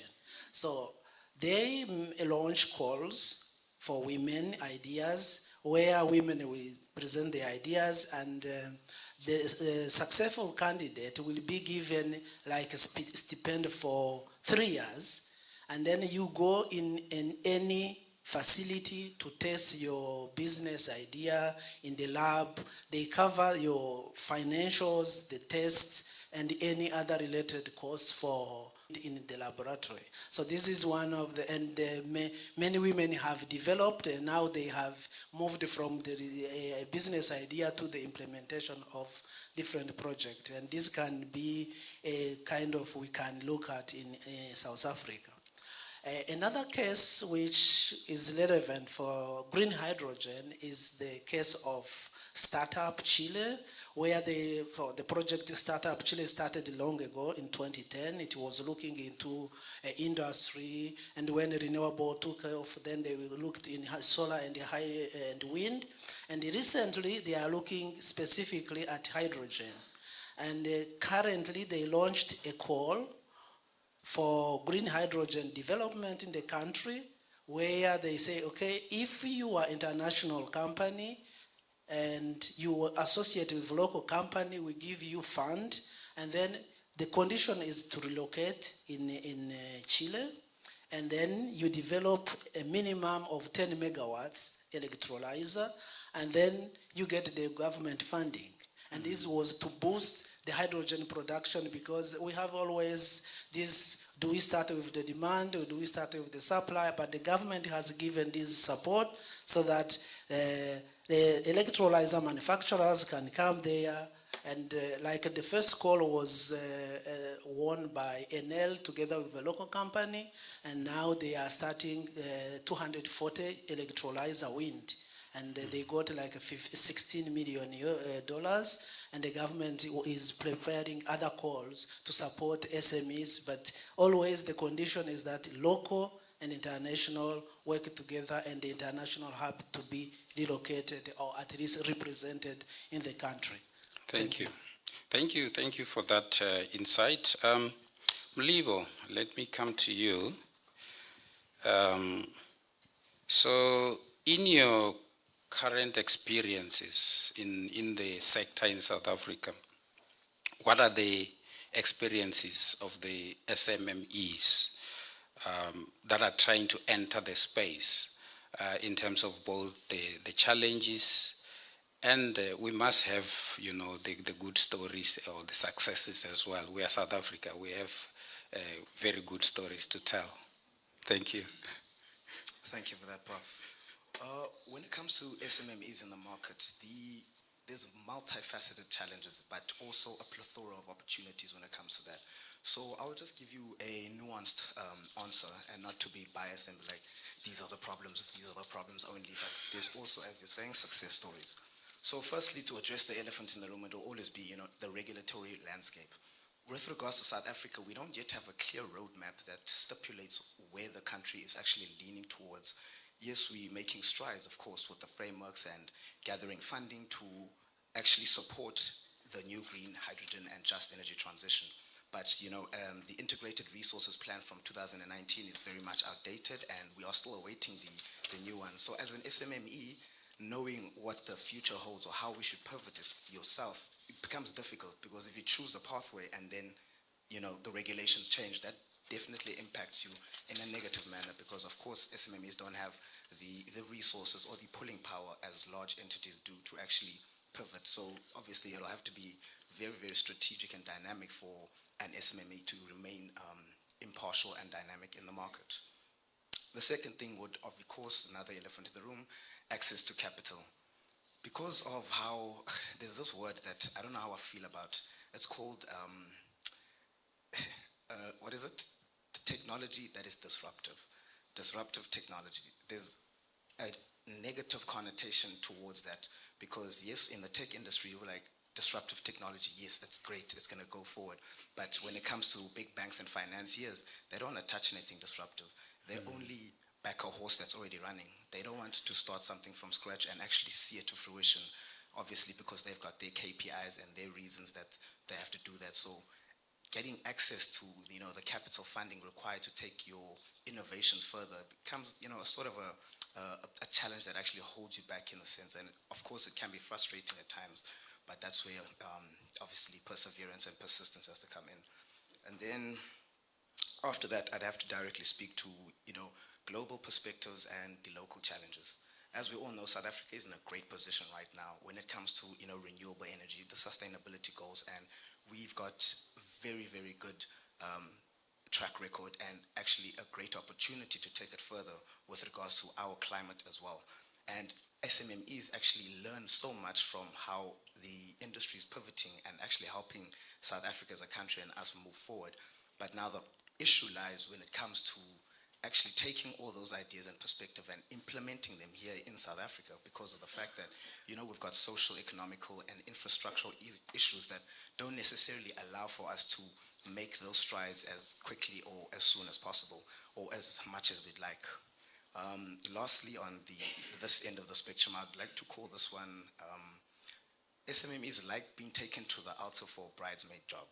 It is so unfortunate because, you know, as an SMME, you have this tech and the next thing you need the funding to actually get it rolled out and you find the funding, promised land. That's what you think. But then unfortunately, once you get to the actual issues that comes with getting access to that capital, issues such as, okay, you thought that within 6 months you were going to actually be in business operating and rolling out the technology, but the nuances, the bureaucracies and everything take it so much longer. You find it only gets rolled out in 26 months. And the unfortunate thing of that is the fact that when that happens, technologies get advanced and you almost fall behind in a sense. And that is a very unfortunate thing that, you know, it has to be, you thought you were going to get married, but no, you are just, you're just the best man for now, unfortunately. It's a sad reality. But to speak on the other end of the spectrum, you know, South Africa is actually very much fortunate because there's such a large amount of collaboration that's actually going on within the green hydrogen aspect because, I mean, we have these sort of seminars, we have these sort of conferences, and we actually have, you know, various companies that are actually positioning themselves to actually take the SMMEs under their wing, to collaborate with them, to help them grow. And that also gives, obviously, an SMME some boost and actually help, and knowing that, okay, the promised land is there, because now you're not just doing this alone. There's other people that are actually helping boost you in the market and, helping you go further. And then lastly, I'd like to say, let's speak directly to the partnerships, global partnerships. That's another very fortunate thing that, SMMEs are able to actually get into in South Africa, with regards to, even here, there's the Netherlands here, and they are so, and the GIZ, not to mention just a few, they are so much willing to actually help and propel the SMMEs and actually take them further and fund them, and, with mentorship programs, skills development, things of that aspect of nature. And of course, that's great when it comes to the development, because I like the fact that it's a large topic that speaks directly to SMME inclusions and skills development. I sat through a lot of tracks actually throughout yesterday and today, and that's a big topic and talking point. And it's actually great to hear that as an SMME, that they're actually willing and they are actually there. They want to push that further and actually get the SMMEs to become the backbone of society and the economy, as the little guy. Thank you. All right, thanks for that. I couldn't stop him because he's saying such good things, great things. Let me. You mentioned the issue of partnerships. I want to jump to Tumi and continue with that. In terms of partnerships at international level and national level for that matter, with the big multinationals, how does that work for SMMEs that are trying to break into this space? Thank you. I like the fact that you opened with break into. So I'm going to say things that you need to hear and not what you'd like to hear from me. The first thing is that it's not disruptive technologies, it's corrective technologies. So it means the past engineering has failed to meet future standards. That's the first big thing. So the first thing is, yes, it's very possible, but you need to disaggregate the market. Disaggregate it into 6 levels and forget the first 2 levels. Those companies are too big, too busy for SMME discussion levels. And I'll use an example. So as a mega project and as a cost engineer, I'll say, let us look at a 1.5 billion rand project. If you look at that, then you start to fall away, at least from the first 4 tiers of projects, and you are in level 5 and 6. Now, this is more palatable, but it is not small money by any measure. So, for example, if you look at the balance of plant on a 1.5 billion rand project, looking specifically at the balance of plant, it's about 675 million rands worth of opportunity. Target only 5% or 1% of that. You're made. You then look on and you say materials handling. Typical materials on any project is about 35% of the total bill of the project. That's again another almost 575 million rands in that space. Again, target 1%. Where I'm getting to is that there is so many opportunities in the smaller spaces. However, if someone comes to you with a 5 billion rand project and you're targeting to fit yourself in there, and everybody's talking 900 million, you are trying to bid for a 10 million rand job. You're really the fly in the soup. You're more of a nuisance than of a help. Now, the other thing is that as you disaggregate and move away from these markets, there are people who are definitely interested in your technologies.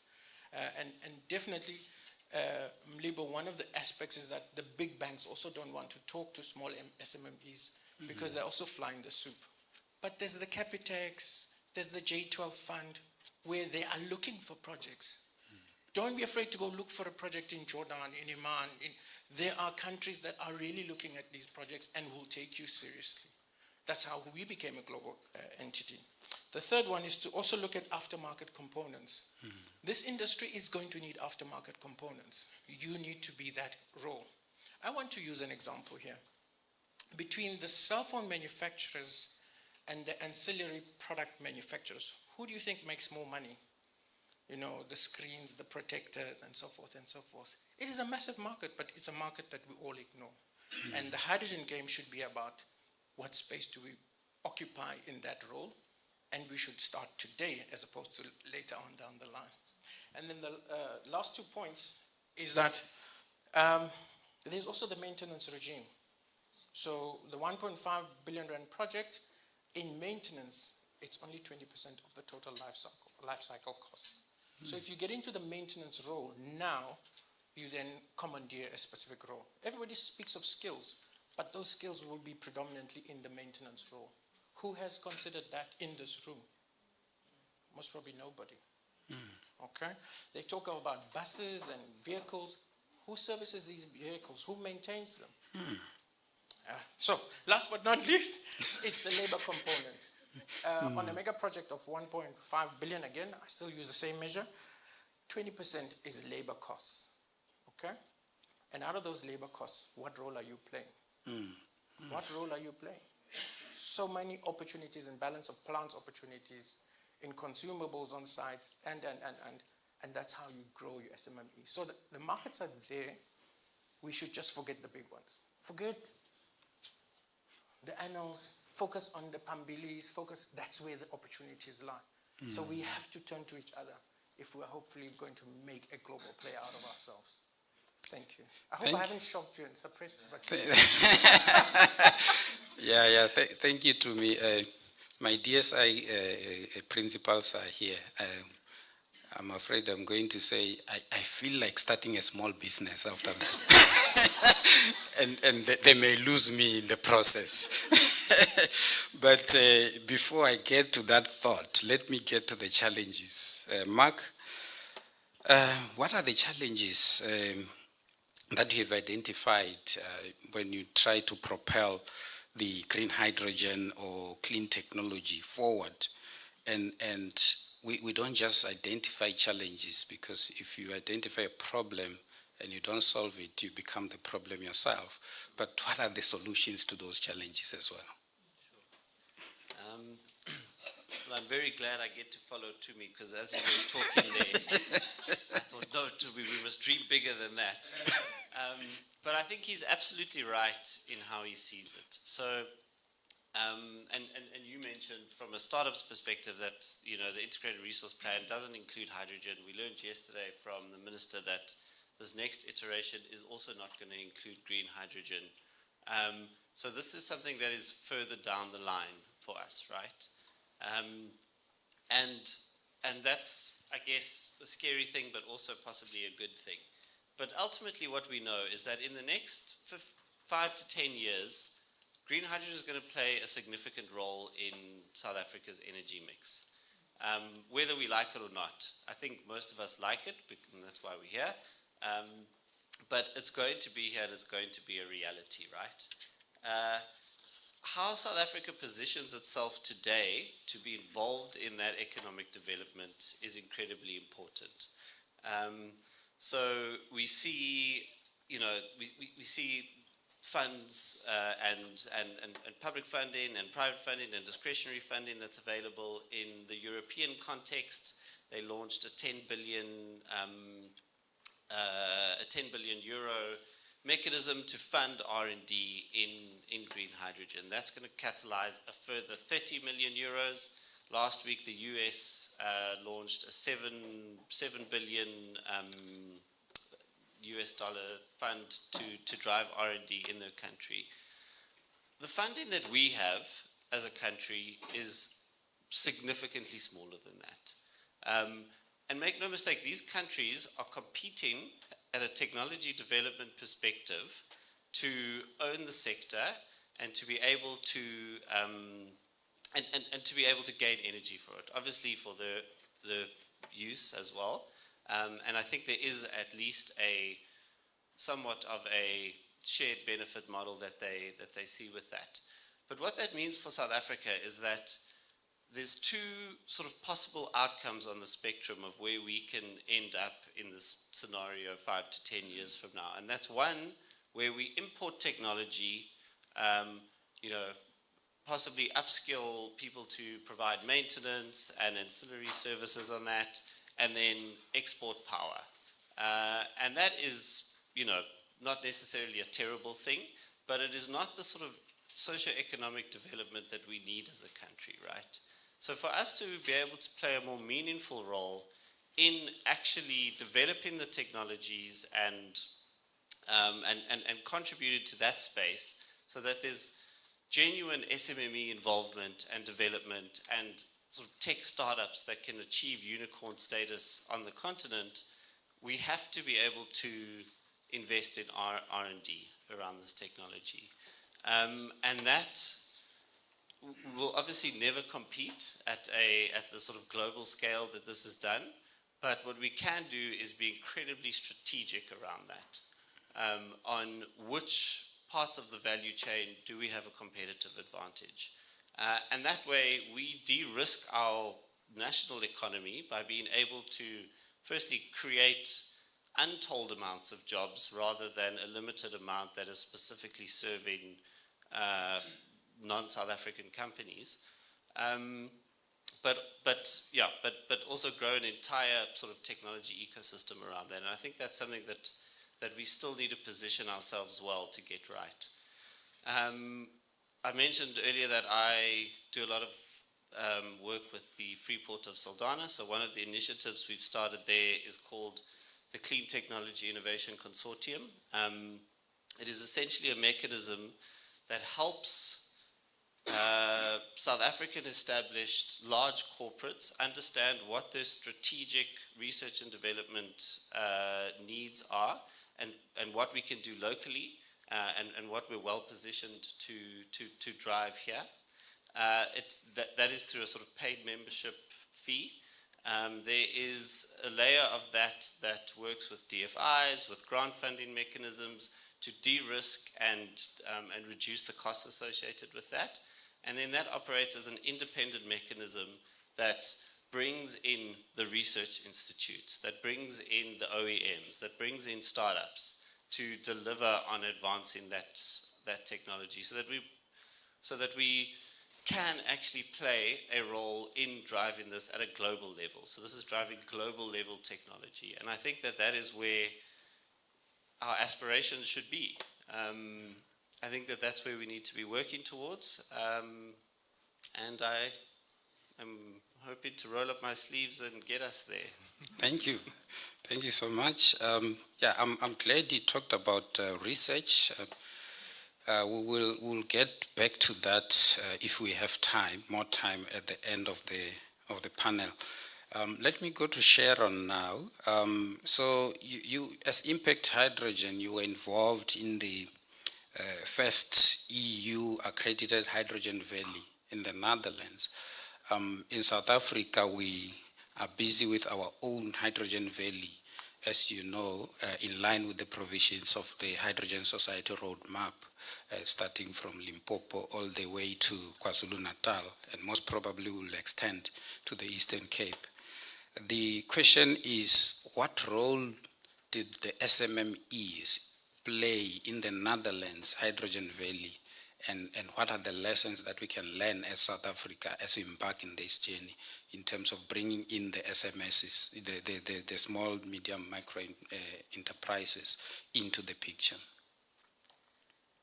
Yes, so the Dutch Hydrogen Valley has been operational for some years now, so now we can actually look back and see what lessons can be learned, because indeed small and medium enterprises have played a very crucial role in the Dutch Hydrogen Valley, and one of the key opportunities that the Hydrogen Valley has provided to this region is that it brought a lot of prosperity to the region. And of course the Dutch context is very different than the South African one, but we believe that applying the Hydrogen Valley model in the right way can offer the same type of opportunities for the region. So one of the key aspects of that is to look at the specific opportunities that are already in a region, but also look at the specific needs, not just in terms of like off-taker markets, but also socio-economic needs. So to take the example of the Netherlands, we had some very specific opportunities. We have a gas infrastructure that can be remodeled. We have very specific storage opportunities because we have massive empty salt caverns, but we also had some very specific needs in the region. So firstly, we had a very urgent crisis because we had earthquakes due to the gas extraction. So we needed a very rapid transition to a new energy system. Another urgent need was job creation, economic development in the region, because a lot of the regions around the Hydrogen Valley are, well, let's say, in decline. And the Hydrogen Valley contributed to that. For example, the quickness of the development of the Hydrogen Valley could be accelerated through including many SMEs because they are much more adaptable and quick. And another very important role that the SMEs played was also to give the local communities an actual role in the Hydrogen Valley. So, of course, it's not just about job creation because supporting entrepreneurs in the region also creates different types of economic growth in that region. And so how this was done is that it was actually organized upfront in a very deliberate way to give these SMEs an opportunity.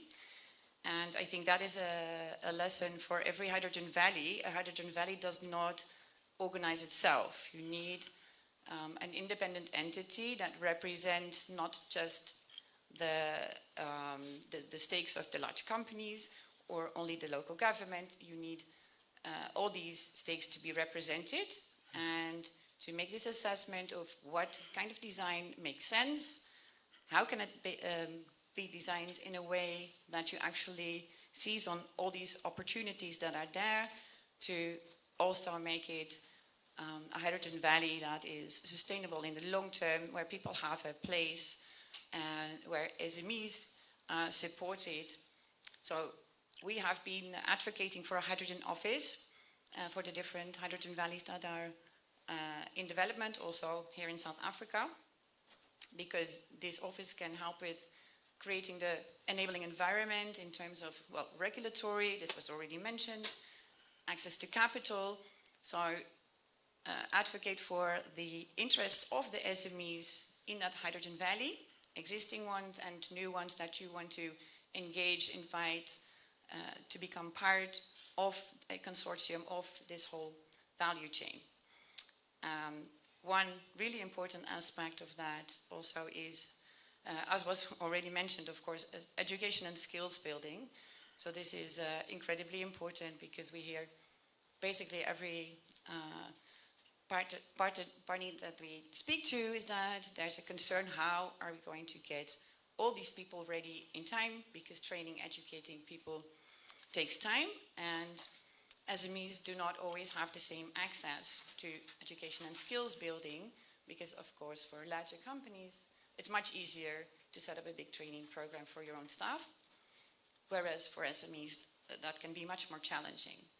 So I don't think this is just a responsibility of a government, but as a Hydrogen Valley as a whole, the whole consortium benefits from having that facilitated, ensuring that all the links in the value chain have access to the right kind of training, skills building, and that is affordable. So one way that we hope to contribute to that is that we've developed an online learning platform, which we will launch next week. And so we hope that this will also contribute to accelerating the development of the green hydrogen economy, because it's if the right skills are not there, the whole process cannot speed up. Thank you so much.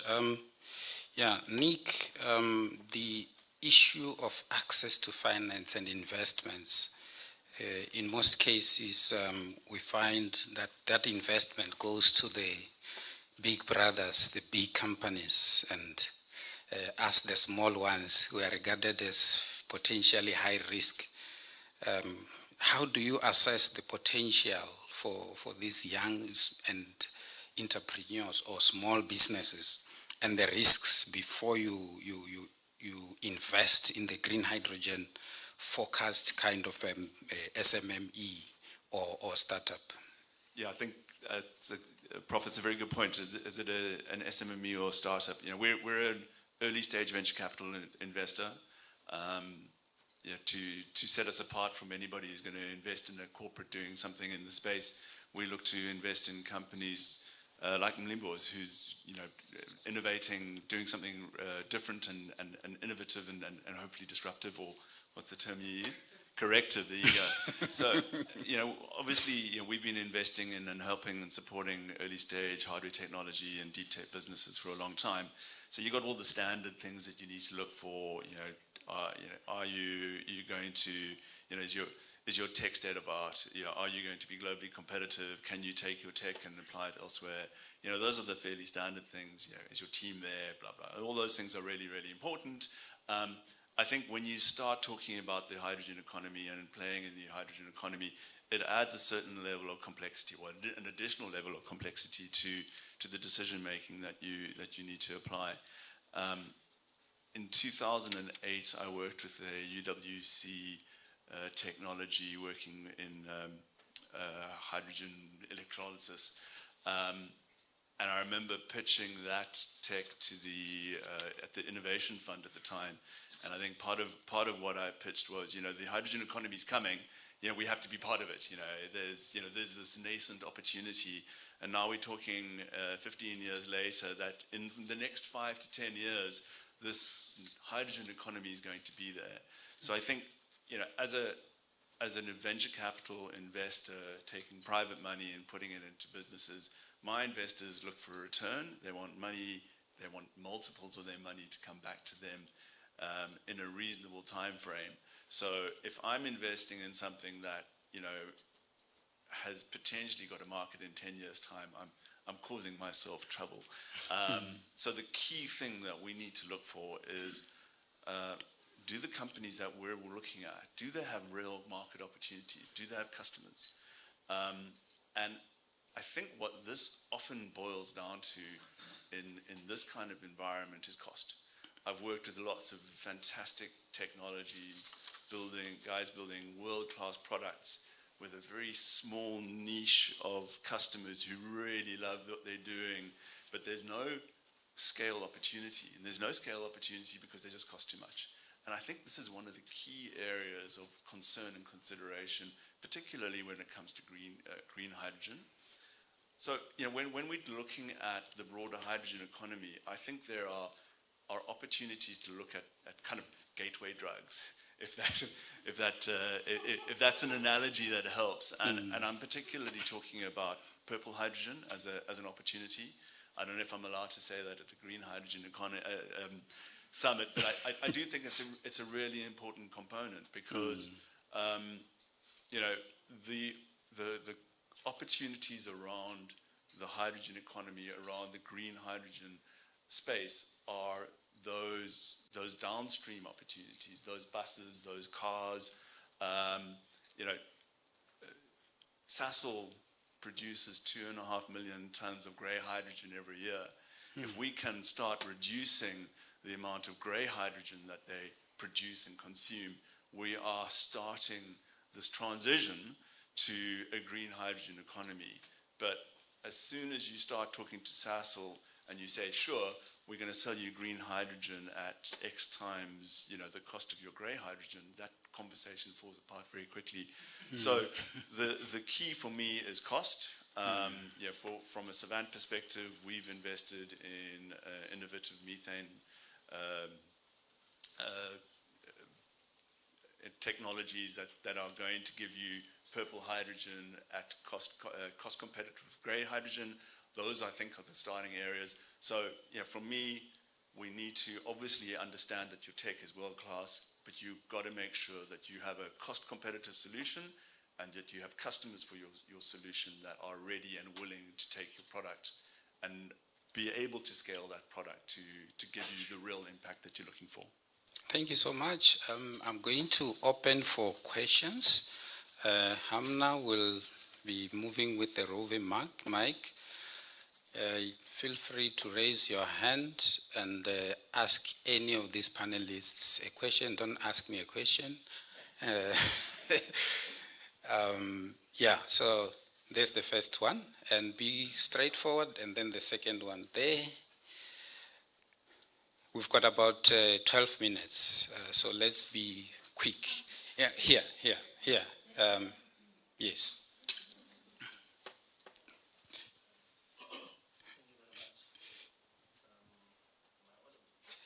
Maybe you just need to put it on. Yeah. Thank you very much. Just by quick way of quick introduction, I'm a Bafuze Yabo. I'm a member of parliament in the Republic of South Africa. I'm actually responsible for the DSI. Oh, okay. Hi. So parliament is here, we must be careful. Yes,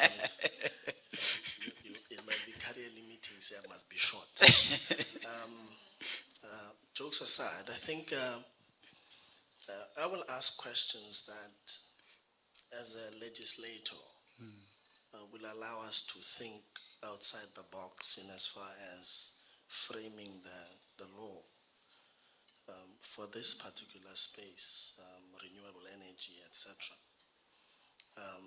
What would be the policy framework requirements that will enable the upstream and the downstream to contribute positively to the economy of the country, as well as to SMMEs? My interest is seeing the small guys thrive, because that's where the jobs are going to be created, honestly speaking. The second thing, in taking cue from Tumi's input, disaggregation. What are the barriers of entry into those disaggregated sectors in this whole value chain? The consideration of the African Continental Free Trade Area, which provides access to about 1.3 billion people, half of which is concentrated in Egypt, Ethiopia, South Africa, DRC, I'm forgetting the fourth one, and Nigeria. How do we create an open market throughout Africa for this particular energy type? We have, obviously, the African Union, we have the African Union Commission, we have the AFCFTA, ran from Ghana. How do we leverage on that to create a market that's sustainable over the next 10, 20, 30, 40, 50 years? Thank you very much. Thank you. 3 questions. Who wants to take the first one? Policy framework requirements. Okay, Sharon? Well, just one very simple one based on how it was approached in the Netherlands is to make a minimum number or minimum percentage of SMEs in a hydrogen valley mandatory. That's one very simple one for me. Okay, Tumi? Thank you. So you asked a question about disaggregation. I feel the hydrogen program is like the gold rush. Okay. The policy must come at least 20 years after we've started working. Why? In the gold rush, you just bought a shovel and you started working, and you worked out the rest down the line, which is very important. The second thing is that please do not classify hydrogen as an energy. It has so many chemical implications and opportunities that if you did, you would attract fuel tax related elements which would double the price of hydrogen for South Africa. So it has to stay out of those hands. Please, it's a plea. Fight for this. Thank you. And then there's the third question, how do we create an open market throughout Africa? Who wants to take it? Let me hand this over to Theo. I think he's going to do it. Okay, Theo.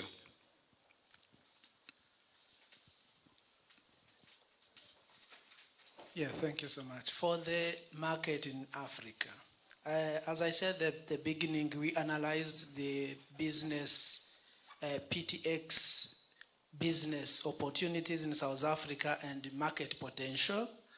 Our findings is that South Africa can be the hub of some products like green fertilizer. We looked at the fertilizers from imported and these fertilizers produced here, and we compared. And South Africa, we found that even without carbon tax, green fertilizer will be competing with imported fertilizer because of, if you look at the renewables, the cost is reducing, the capex for electrolyzer is reducing, and efficiency, all of that together, plus the transportation costs from Saudi Arabia or Russia to here, and then it's possible to produce green fertilizer and sell it to South Africa, to SADC, and other African countries. That will be one of the market to look at immediately.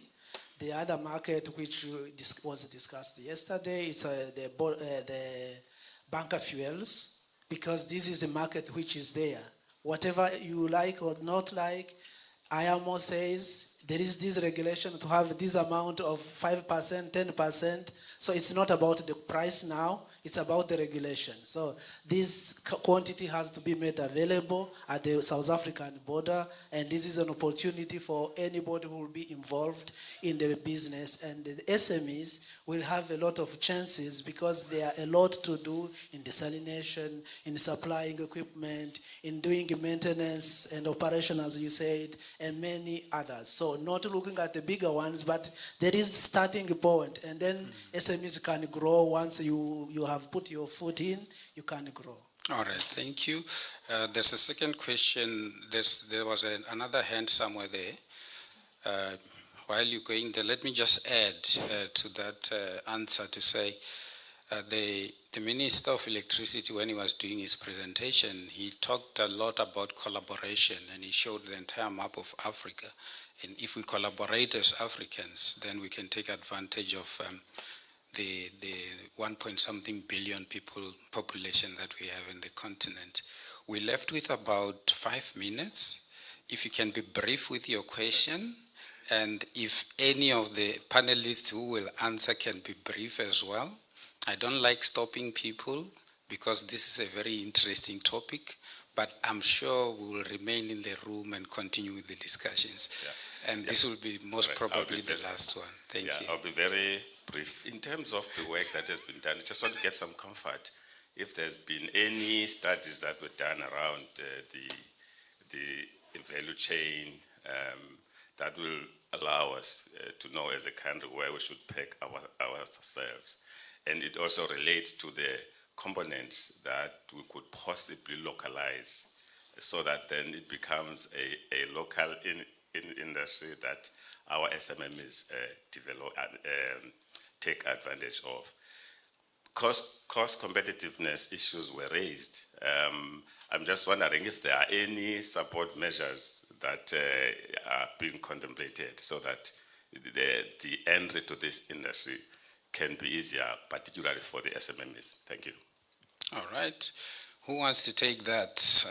The studies around the value chains, the components. I know the DSI has done quite a lot of work. If there is no, I will give the panel the chance to respond, and then I'll put someone at the DSI in a spot on this one.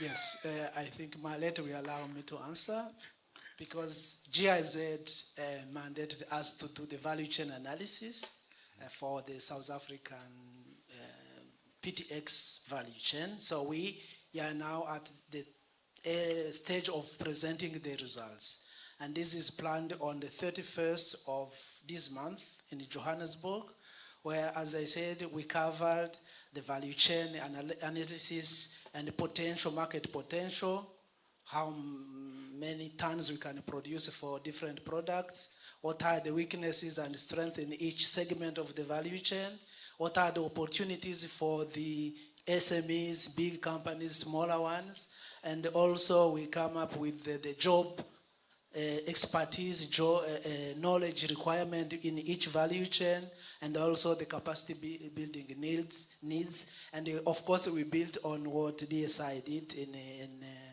you did in the Hydrogen Society Roadmap and the other public document published?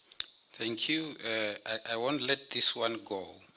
The one for components that could be localized. What are the components that we can localize? Yeah, I'll go to my DSI colleague if nobody is ready to answer this one.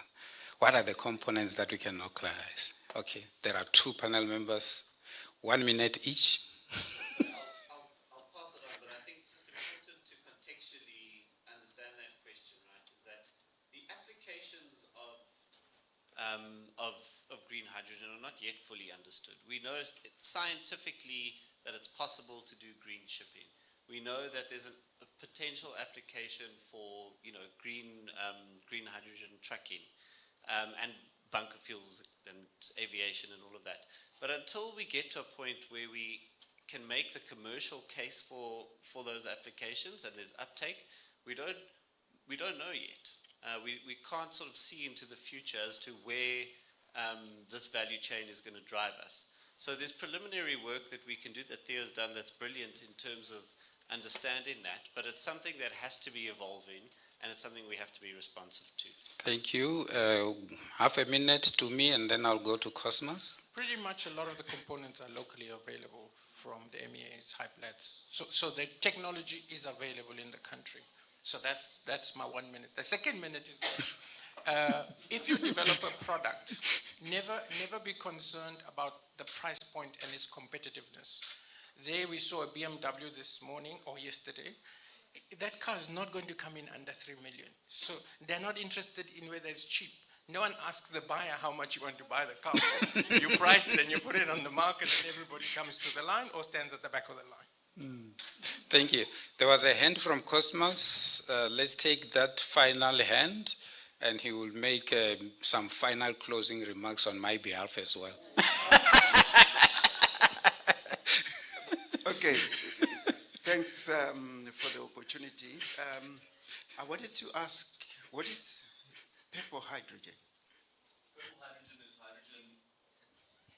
Purple hydrogen is hydrogen that is mostly from methane pyrolysis.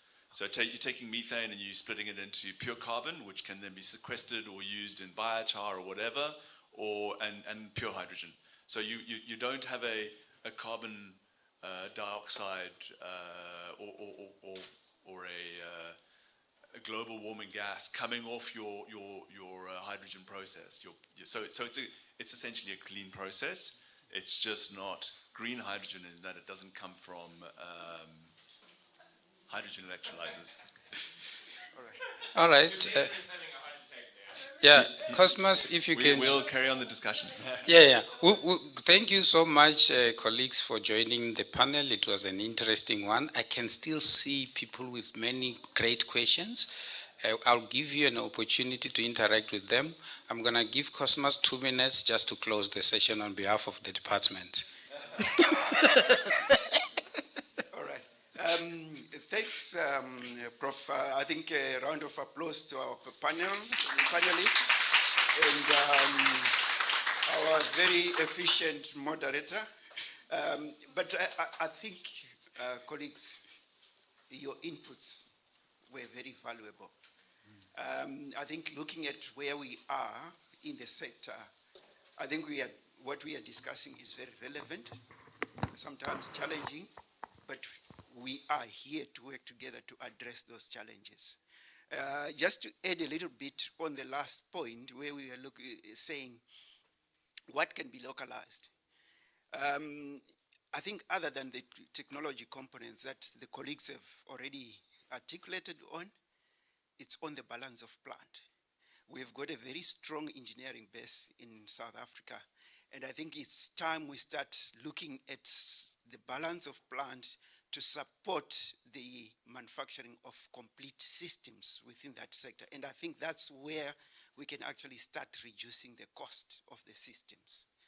Thanks a lot, but otherwise let's continue to engage beyond the Green Hydrogen Summit. We will always be open to engage with you. and there is a stand downstairs to see some of the components that can be localized. Thank you so much and have a great day.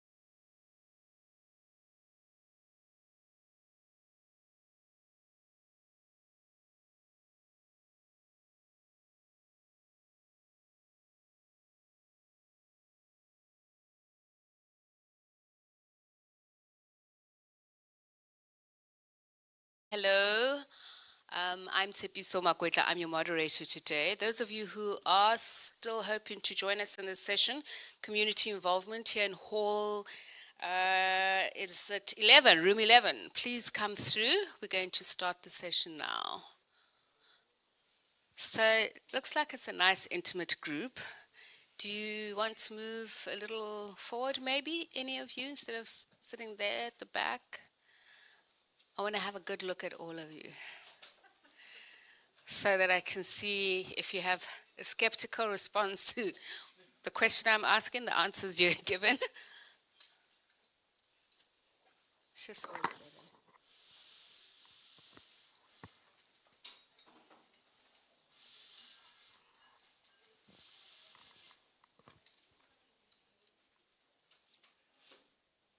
Okay, so I think we can start.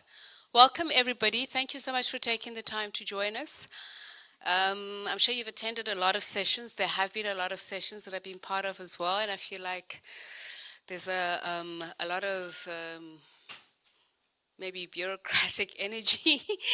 And I'm hoping that the session is going to be a little bit different, that we're just going to be open, have a conversation. So I'll introduce you to the panelists in just a moment, but just in terms of the organizers and their thoughts around why the need for this conversation, obviously in some of the discussions we've been talking about how this is a long journey in terms of the regulatory framework, trying to understand the partnerships and the various pathways, things like subsidies were raised in the last conversation. But I thought the last speaker in my last panel discussion said a very important thing, that at the end of the day, we've got to remember that this is an ecosystem, that there needs to be a conversation across the value chain. So that also means consultation, representativity from the word go throughout the whole process. So the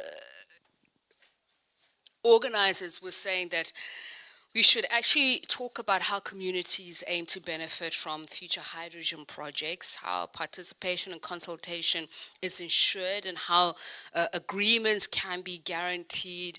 It was interesting to hear Namibia, through the representative of the presidential office, say, there are a lot of guarantees, but what's more important is track record. And I think that is important, because at the end of the day, promises can be made, and just the behavior of the parties involved is more important to monitor, whether they keep their promises. So while we're talking about green hydrogen energy and mega trends, power to X is something that is considered of a trend, but I think sustainable energy is something that South African communities have been talking about for a while. So there is experience from various projects.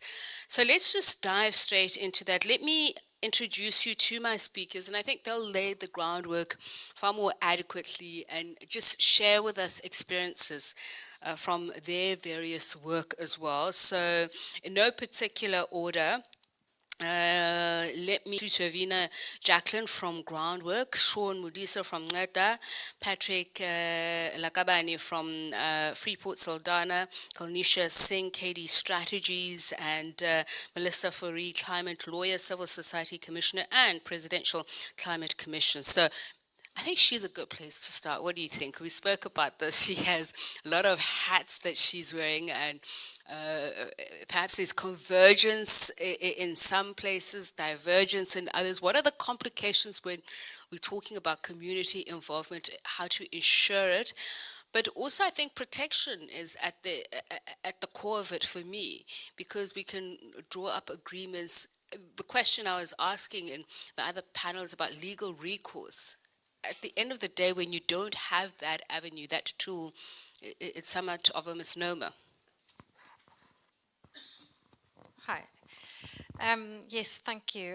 So for part of my time, I'm a Civil Society Commissioner on the Presidential Climate Commission, and the rest of the time I'm an environmental and climate lawyer and activist. So, when I come to an event like this and been watching all the developments around green hydrogen over the past few weeks and months, what really strikes me is that if we are really serious about community sharing the benefits, is the title of this session, and participation by communities, we You know, it can't be an afterthought, you know, like a panel that we have at the end of the conference. You know, look at the priority that is being given. Look how few people are here today, which is pretty much always our experience, right?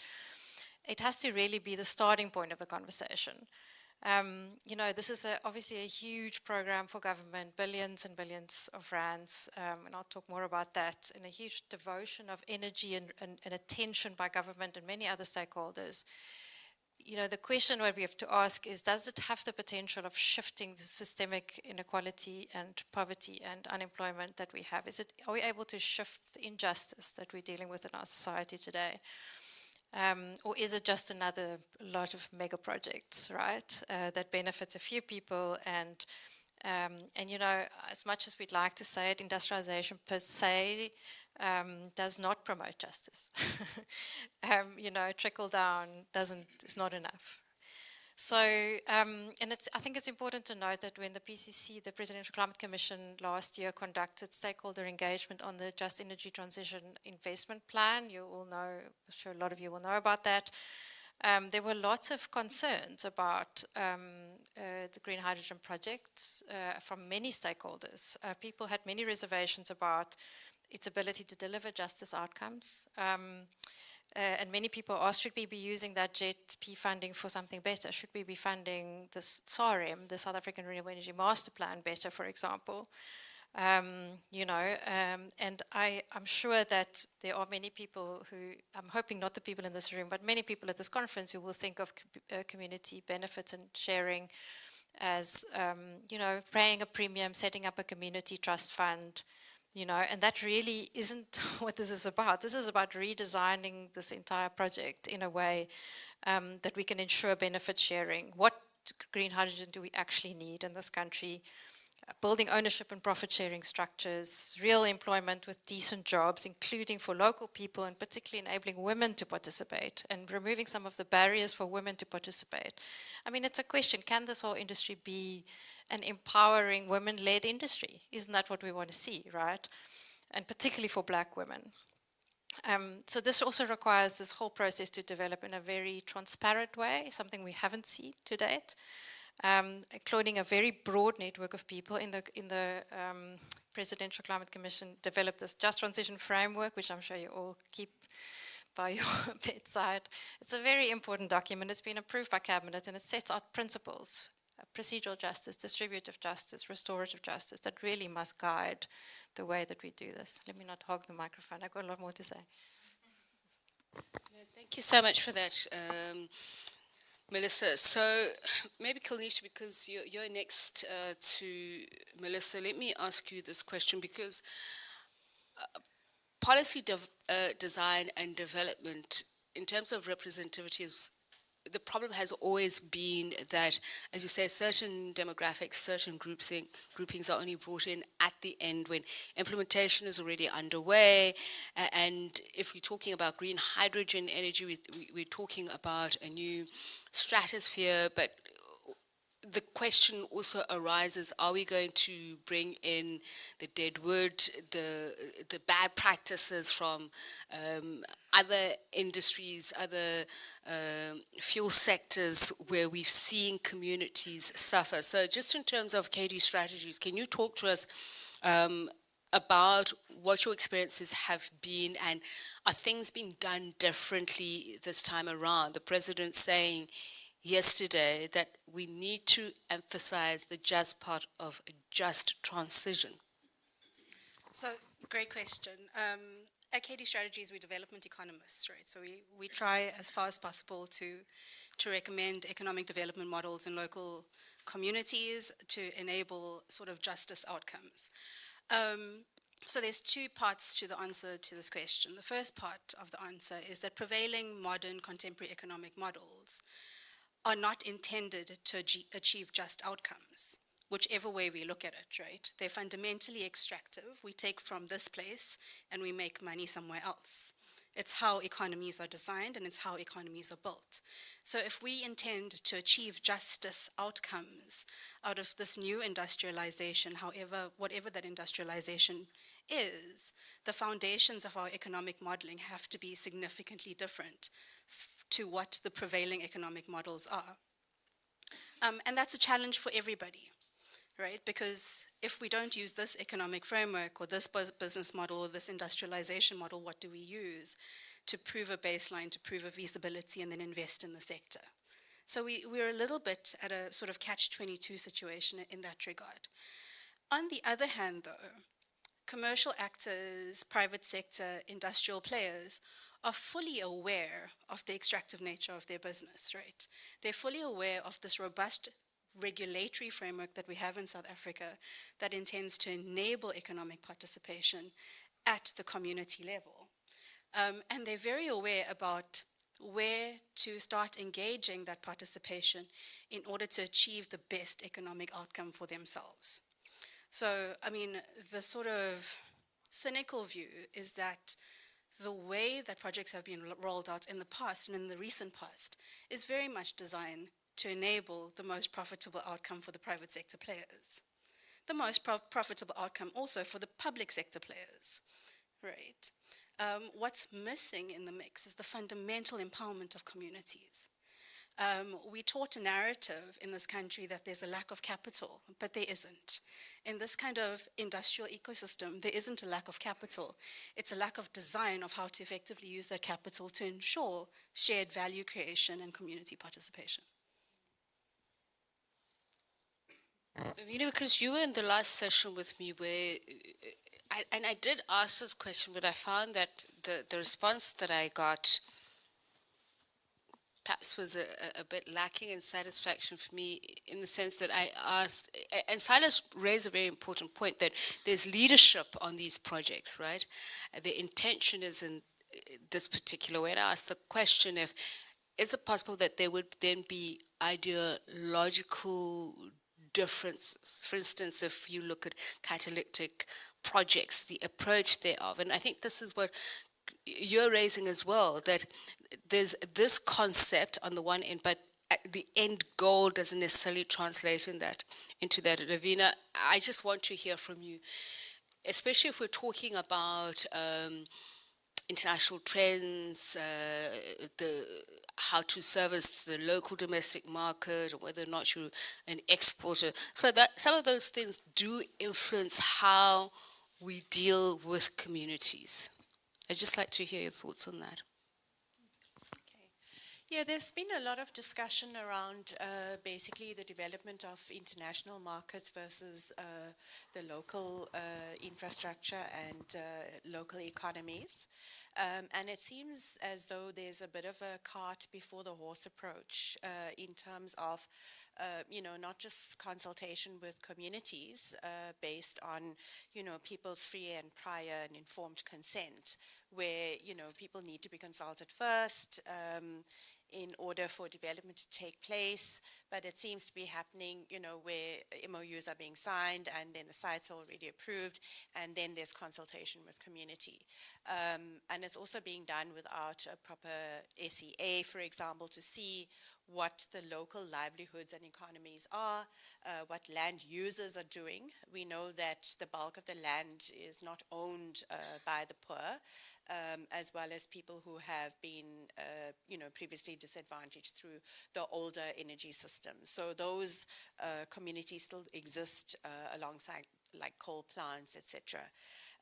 This idea of, first fulfilling an export market before meeting local needs also, again, is like, the cart before the horse.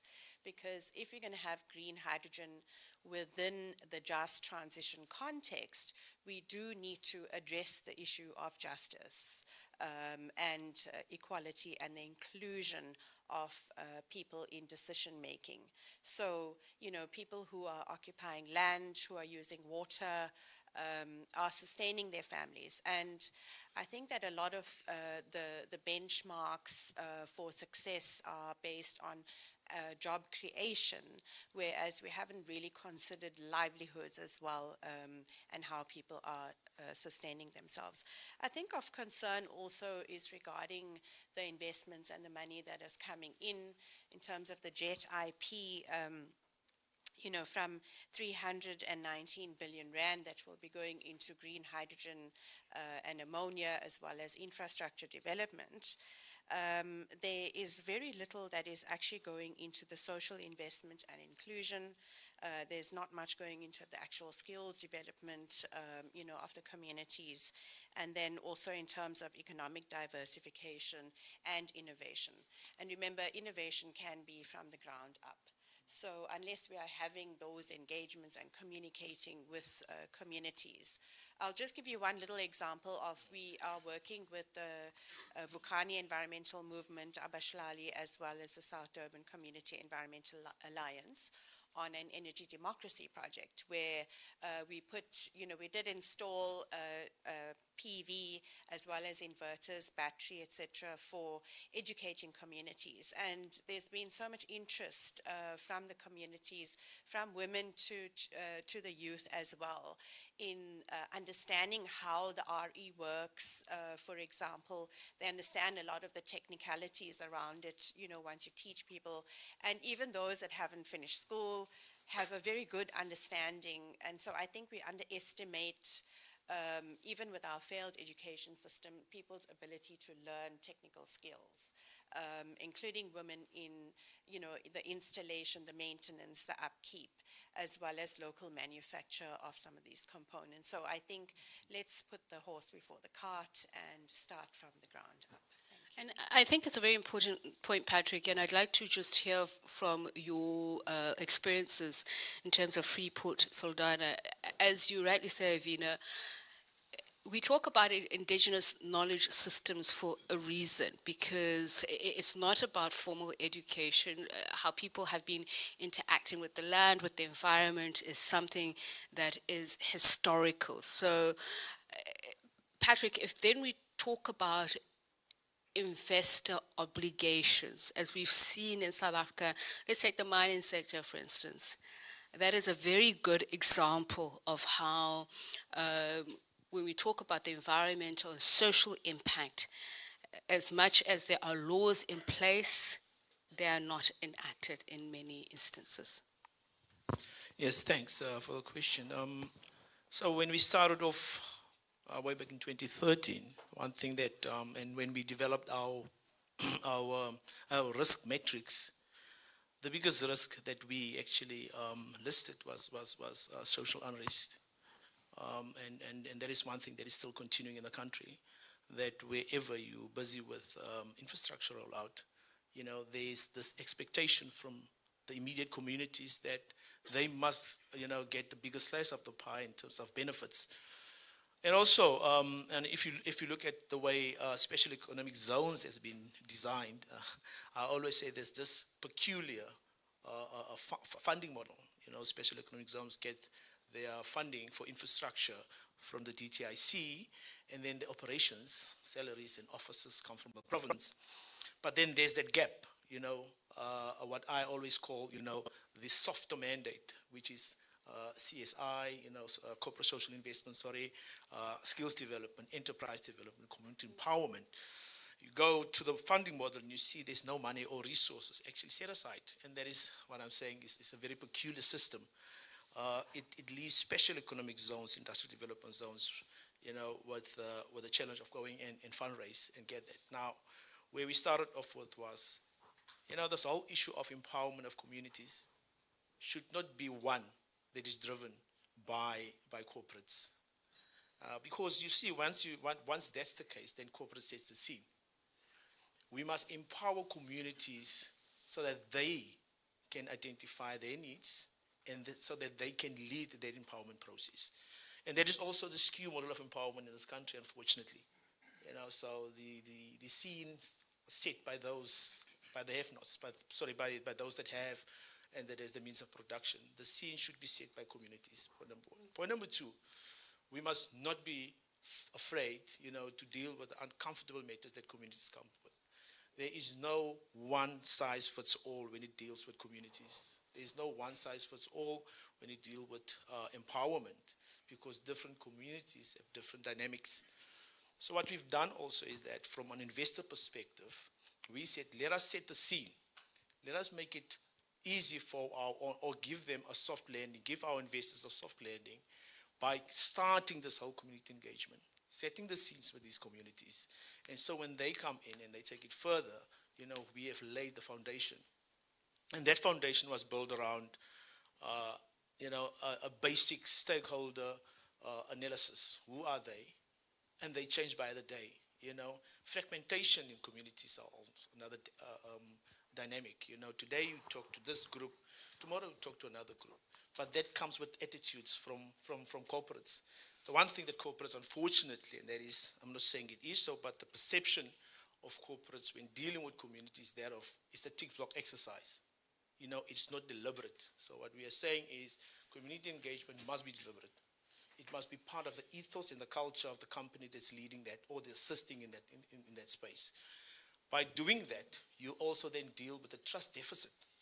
I mean, the DG of the Eastern Cape, I think, or Northern Cape yesterday, the session that you were chairing or that we're moderating spoke about the trust deficit that we have, that especially between communities and government. But let's not downplay the trust deficit between communities and corporates also, because it's them and us. That's the approach.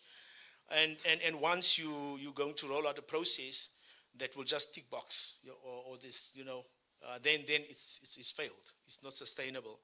So that is the other thing that we've actually marked high. Now, when it came to the green hydrogen development toolkit, a community engagement development toolkit that us, NEDA, the Northern Cape Provincial Government, CESOL and other players in EMSA, when we approached that particular toolkit, we did look at best practices.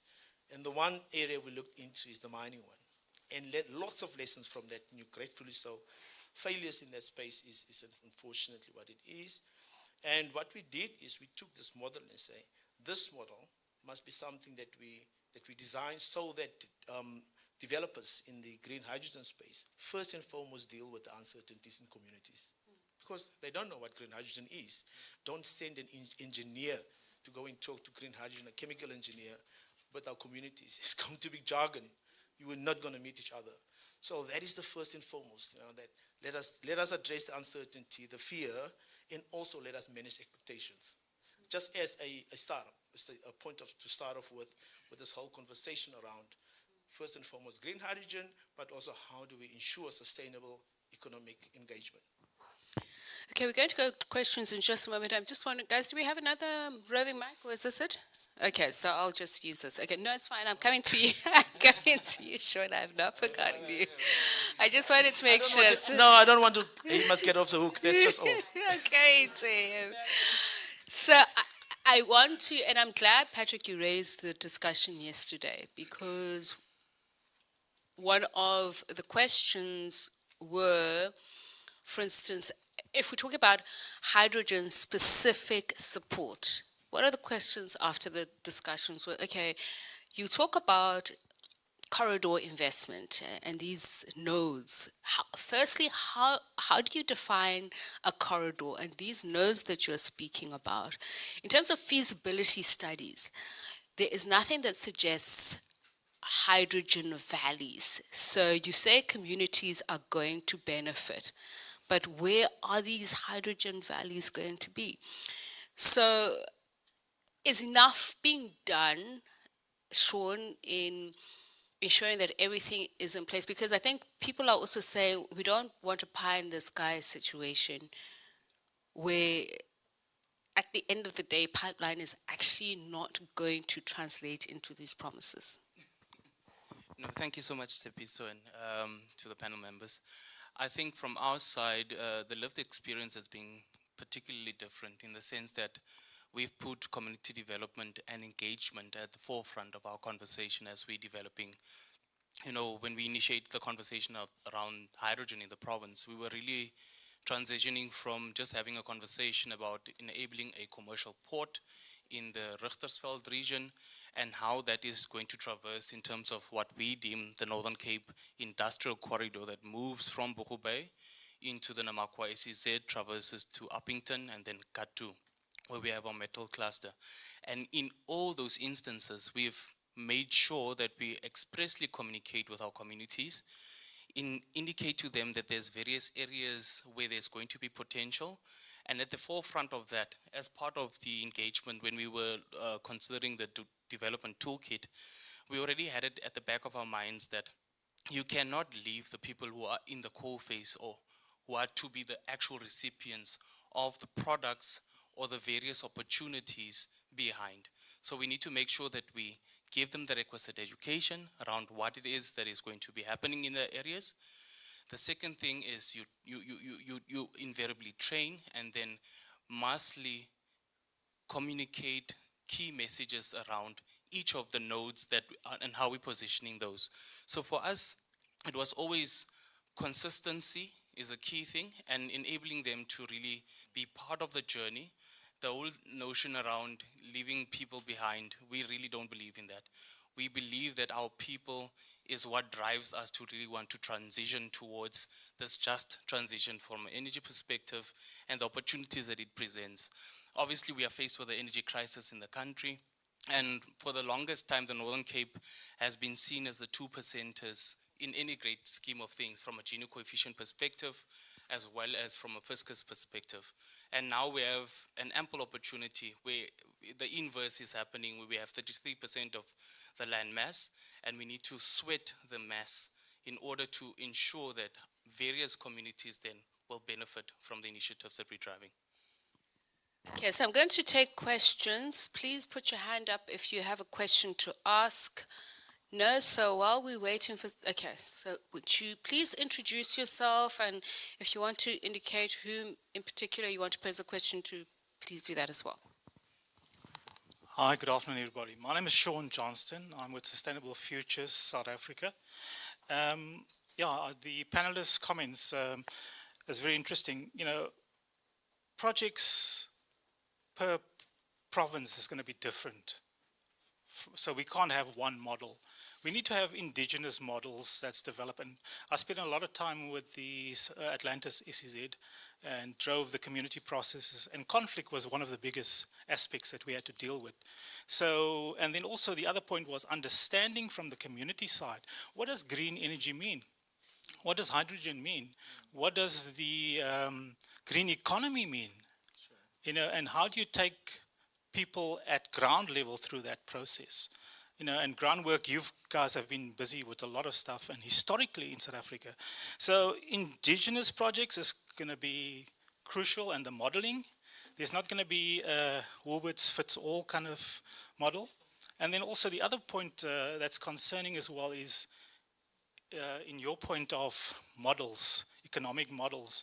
You know, we need to devise, again, models for each area differently, because we've got so many CPAs, community property associations, who are legitimate entities within South Africa. And you know, how you deal with a CPA and traditional landowners, in which many of these hydrogen projects or hydrogen valleys would develop, I think is crucial as well. So we need to take that into account. The other point I wanted to make was about money. There's always, from a developer's point of view, there's no money. Okay, and we know, or the money part or the community part is always add on at the end, or the stakeholder engagement is always added at the end. And, you know, we've discovered in just how JETP has been developed in South Africa and the guidelines for JETP and the kinds of models that we are looking at now, Mpumalanga, Northern Cape, Western Cape, the Eastern Cape as well. Yes, we've learned a lot from the mining sector, but the last point I want to make is, again, you know, these models that we are looking at. If you look at how you're going to finance a model, I love the new idea of a green gate model and a social development gate model as well, with financing linked to that. The other point I want to make is we cannot greenwash what we're talking about. Just energy cannot be greenwashed. And I'm afraid that many of the corporates and even the government departments as well are looking at traditional ED and traditional CSI, which doesn't work in this sense as well. You know, that's just some of my experiences of dealing with community development and community processes throughout South Africa in the environmental space. You know, we're not even talking about green healthcare, in the transition process. We're not talking about green education. We're talking just about green energy transition. But just transition is not just about energy. We've got the energy crisis, but we've got all the other transitions, like it was highlighted in the PCC and the NPC work that was done a while back. So, yeah, that's just a point from us, I think. Thank you. Melissa, can I just get you to jump in on that? So, because you sit on Presidential Commission, and these are probably some of the discussions that you've had. And Kavina, if I could just also get you to comment. I'm going to move to this side of the room so that I can get questions here. You can go ahead. Yeah, thanks. Those are very interesting comments. First of all, I should say that I think it's important that we reflect frankly and honestly about the sort of benefit sharing models that we've had in the past in this country, in the mining sector obviously being right front and center. I mean, for those of us who work with mining affected communities, the devastation that we see there, and the complete failure of benefit sharing, plus being then added, or left with the burdens of that operation. I mean, it's sobering. It's easy when you're sitting in fancy conference rooms. It's different when you see what's actually going on there. And so I think that's really important. And I mean, I unfortunately have to include people, corporates like Sasol and ArcelorMittal in that. I think many of us have been working with around those facilities and with communities. Some of them are sitting right here, from those communities, and have seen I mean, I haven't even started talking about air pollution, but I'll leave that for another day, from these facilities. So let's just have some, I think some honesty and some humility is required about the failure of the way we've done things in the past. In the Presidential Climate Commission's work, the Just Transition Framework already comes from 2022, I think 2022. The years just keep passing by. So there are this concept of, these other concept of justice around distributive justice and restorative justice, which I think we're starting to, it's exciting. We're starting as South Africans, I think, to really unpack that and trying to understand what that means in reality, and how we can achieve that. Distributive justice refers to sharing the benefits and the burdens equally of the transition, right? So the burdens, it's easy to talk about the benefits. The burdens is a whole different story, what it means for people, to have these massive industrial developments in currently undeveloped areas. And I mean, I don't want to be, this is not a black and white situation. Of course, there are aspects of renewable energy that is also difficult, as much as many of us promote that, and it's obviously important for clean air and for climate change, etc. But it's also difficult because it takes up a lot of land. It has all this other infrastructure associated with it. We're dealing with precious water. A lot of these developments, like we see in Namibia as well, is happening in very dry areas. Where we're dealing, where water is life and death, and we're taking big risks with these very, very precious resources in facing a changing climate. So this is an important question. There are also massive social impacts, obviously, in particularly for women, and the safety of women and the participation of women when you have these massive developments happening quickly. I'm sure that's some of the stuff that you've been thinking about and working about a lot. So, and then lastly, just the issue of restorative justice. None of this happens in a neutral environment. It's not like we have a society where everybody's equal and now we're rolling out these projects. We're dealing with massive disadvantage and inequality. And so how do we make up for some of those inequalities in the way that we design these projects? How do we actually, as I said earlier about women's participation, really make it possible for women to actively participate and take leadership roles in some of these developments, which will also result in different types of developments. When you've got, you have women's perspectives, different perspectives in relation to the environment and family and all of these issues coming in, it will result in different ways of doing things. And that's also why it's absolutely so critical. And you can, if you could just, there you go. I think I want to speak to largely the economic models and the models of community participation that have been implemented in the past and largely failed at being implemented in the past, right? The sort of shocking reality is that we always tend to follow the same thinking and the same guidelines in terms of how we design these community participation models, right? It's 12% community ownership, usually designed in a community trust that is largely impotent. There's a little bit for skills development, there's a little bit for bursaries.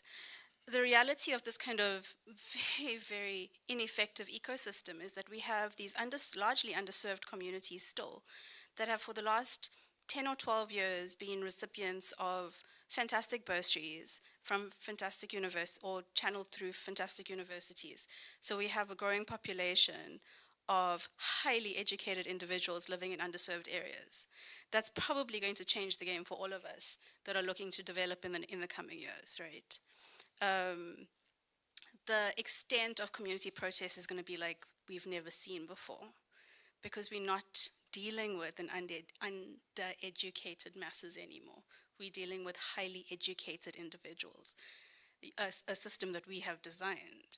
And I don't think that private investors, even public investors, have considered what they've created. On the flip side, though, I think the opportunity is quite robust for us to start rethinking the models of execution that we employ. I spoke to like our really robust regulatory framework. We have a beautiful broad-based Black Economic Act, right? It's beautiful. The codes of good practice are phenomenal, designed based on some of the prevailing economic development thought in the world. Our broad-based Black Economic Empowerment Act is a direct local interpretation of Michael Porter's creating shared value model, right? If you look at the timelines of publication, they were published at the same time. We can't deny the fact that this robust best practice model is working in other parts of the world. We just choose to ignore it locally because it doesn't suit, the terminology doesn't suit private sector investors for whatever reason. And alongside our BEE framework, we have very, very robust incentive structures that have been created and skills development opportunities that have been created, which we again choose not to use effectively as a private sector. We have to ask ourselves at some point why we make these choices that don't serve our broader community, because there are choices. The ecosystem exists largely. It's just completely underutilized. Any more questions from the floor? Okay, so we'll take these two first. I think mine is just a comment more than a question, and I'm hoping that the question will be reflected. Look, I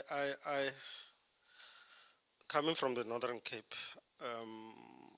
and specifically in this community of a Richtersveld that has experienced mining throughout the years, and what mining has not given. That has also experienced a bit of renewables, not a bit, I think most of the projects are in that direction. And the promise that was made to say this thing will create jobs of putting up panel farms there for energy generation. And it has not worked because people were just being told a lie. Now we know, and these communities know better now, as you're saying. The plants are there, only 5 people are managing the plant. Not the 100 people that were promised to say. Yes, during construction, you get those numbers. After construction, there's only 5 people just managing the plant there remotely. So one, we're dealing with highly educated, and really for me, from where I'm sitting in the province, we're thinking about how difficult it's gonna be to come and put up these renewable plants, because the communities better know. They can refer you to say, but there's a plan there. You can't tell me there's going to be 100 jobs. There's only 2 people working there, as an example. So yes, I do agree. I think we need to look at better models, especially the models of ownership. That's the most complex part of things. So whether it's in the mining, which we've got a whole lot of in the Northern Cape, whether it's in the renewable space. In the renewable space, the ownership is even bigger. It moves from 12 to 20%. sitting in a trust, very dormant structure. But part of the discussions that we're having, even looking at the older models that are currently not working, in our discussion with the IDC and some of that, the IDC is quite involved. You'll know that IDC puts up these monies, they will fund the plants, they will also fund the mines, even the farms. Is to look at, and it's a thinking, and I'm hoping that those who are learned here will also advise, is to look at the concept of a wealth fund, probably. To say, maybe let's move beyond this community trust where you don't know how the members get appointed, where the councillor will ask you, how did the members get appointed? Who's representing the community?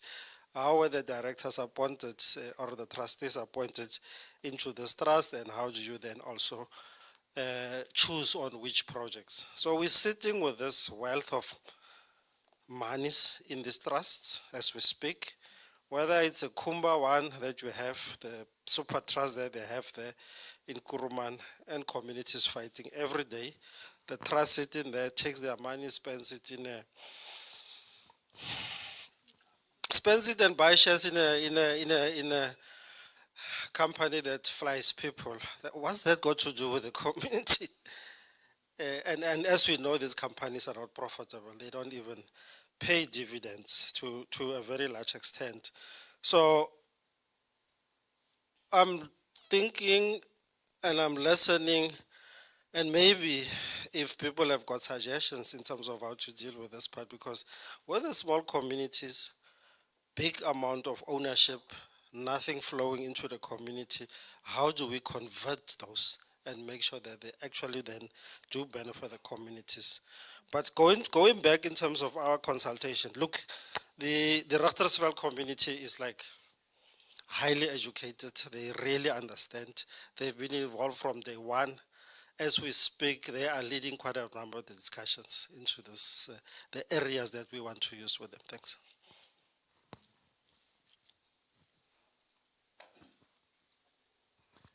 Hi everybody, it's Neil Parker from Impact Free Water.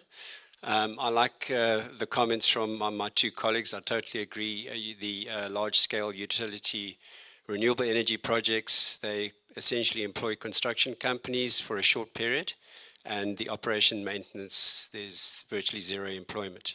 So that's a serious issue we need to look at. I also like the fact of looking at what the project is and where it is, and how we can adopt methodologies to optimize the location and the project. And in this respect, Patrick and Sean, I'm asking you guys, there's a wonderful resource right next door to where you guys are, and it's called the Atlantic Ocean. And in terms of community development, I think what South Africa does do very well is agriculture and to an extent aquaculture. And I think there's a wonderful opportunity, especially being on the West Coast. All we've got to do is get that water to the shore. And, we're talking about export of the green hydrogen and the scale and the money that's in these projects. I think it's a wonderful opportunity to bring the oceans economy and the green hydrogen export economy together. So Sean, let's hear comments from you and Patrick, and who'll come to you as well afterwards, and then I'll take some more questions. No, thank you so much. Neil, yeah, I remember we had a conversation about impact free water and what the probabilities of incorporating. And I think as we've matured our feasibility, and obviously everyone in the room probably knows that the Northern Cape has issued their master plan in terms of hydrogen, or green hydrogen, I mustn't just say hydrogen.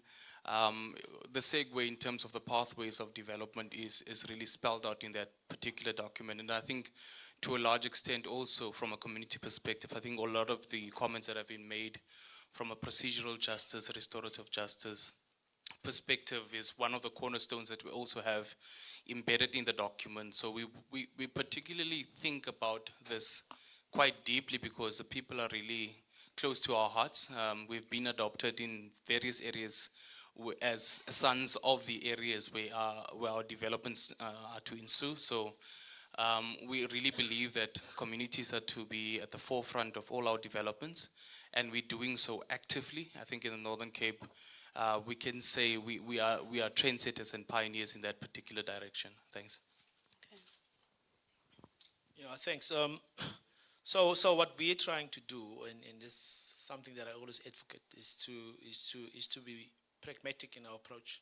You know, I think we have the tools, we have the know-how, and you're right when you say a lot of, in fact, two people. You also say that our communities are educated and they know what they want.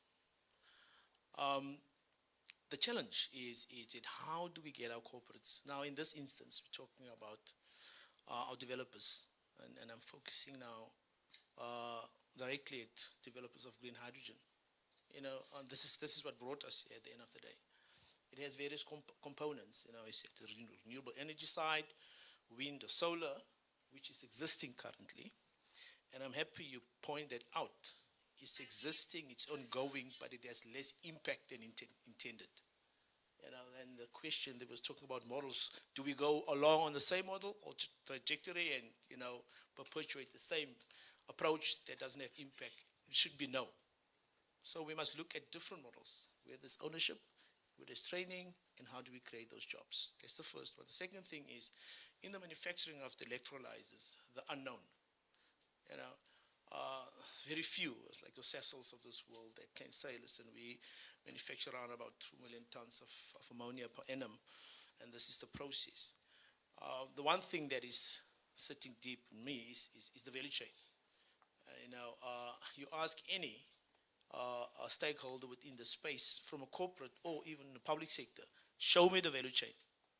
Show me, you know, what does this mean in terms of numbers, jobs, what type of those jobs, and also show me what it means for SMEs in terms of providing of services and products.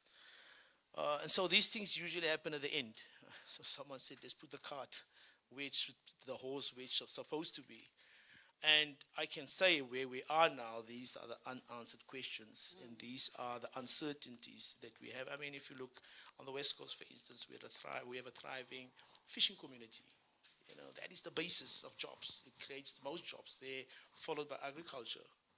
We cannot just go into a green hydrogen or a green energy space, you know, create that particular sector without saying what impact it's going to have on the current sustainable sources of jobs.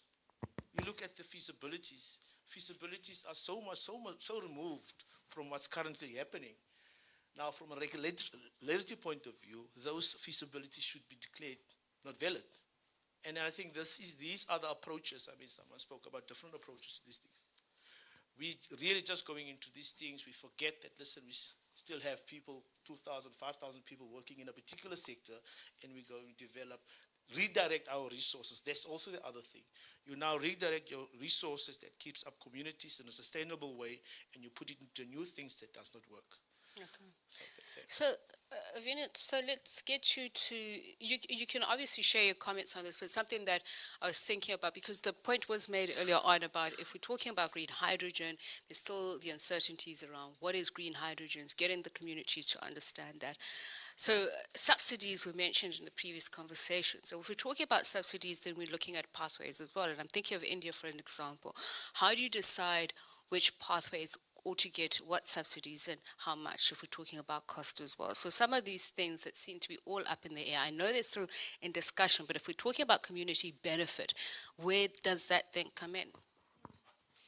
Yeah, I mean, if we have to look at, you know, in terms of what I pointed out in terms of the JETP funds and what's going into green hydrogen development and the billions, it's basically over 67% is going into a fossil fuel industry that is going to be developing the green hydrogen. And this seems to be the trend globally as well, is that your fossil fuel companies are the ones leading on the green hydrogen technology. So, you know, where's the room for the new companies and the new kind of, like the local companies that are learning the technology and starting to develop it? As much as we, you know, we need our fuels, etc., we think that it's actually wrong for the JETP funds to be going towards Sasol. I mean, they could obviously access their own funds to do that type of a transition. And if you look very closely at the decarbonization plans, they are actually there for an increase in production in things like your green ammonia and for fertilizers and for, taking away from things like food sovereignty and people's food systems that they have developed. I also want to talk a little bit around risk. There seems to be this idea that, it doesn't matter if there's a water shortage, we'll just put up a desalination plant.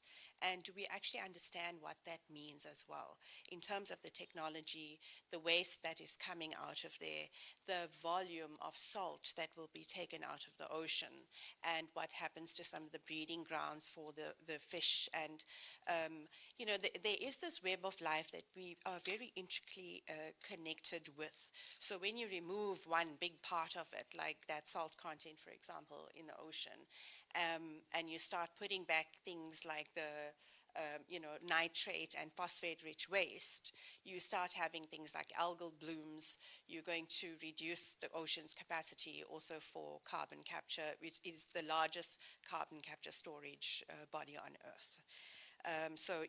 Then we're kind of messing with an entire ecosystem that people are dependent on.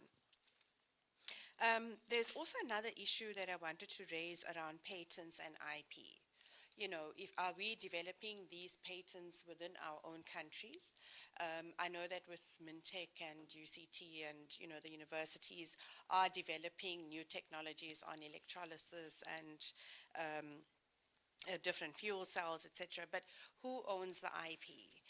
And, who owns the patents? Will it be the European countries? And then we're going to be developing this infrastructure around that IP and that patent. And we know that, even BMW said this yesterday, is that the technology is developing and growing at such a rapid rate internationally, not just here in South Africa. So, what are the chances of us sitting with very outdated infrastructure in the next 5 years that you cannot retrofit and actually meet up with the new local demand, and we might just be left behind? And your JET IP funds are also in the form of loans. It's only 3% that's grant. So you still, can we afford this huge debt burden overnight, and do people understand what that means for them?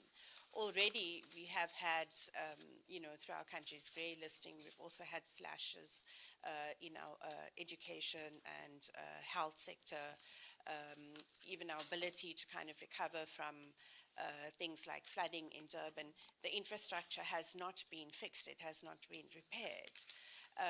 So are we exposing ourselves to the same kind of risk? And we must ask those questions, because we want to see the studies and the evidence that people have been working on in order to mitigate that risk and the cost burden onto people. Thank you. All right, so let's take final questions. We'll take final questions, and then we'll have you'll get an opportunity to do that. I'm just looking at the time, Evita. You'll get an opportunity to do that in closing statements. Do I have questions? Okay, there's a question here. Anybody else? No. Okay. Yeah, thank you very much. Innocent Angura from Namibia. I'm an environmental scientist and researcher there. From the discussions and the sessions, we've learned one thing, or I've learned one thing, in that all the talk and activity around green hydrogen at the moment is literally within the context of pre-feasibility and project preparation phase. We're not even talking development, operationalization, and even market. That was confirmed, by the way, even by the financiers.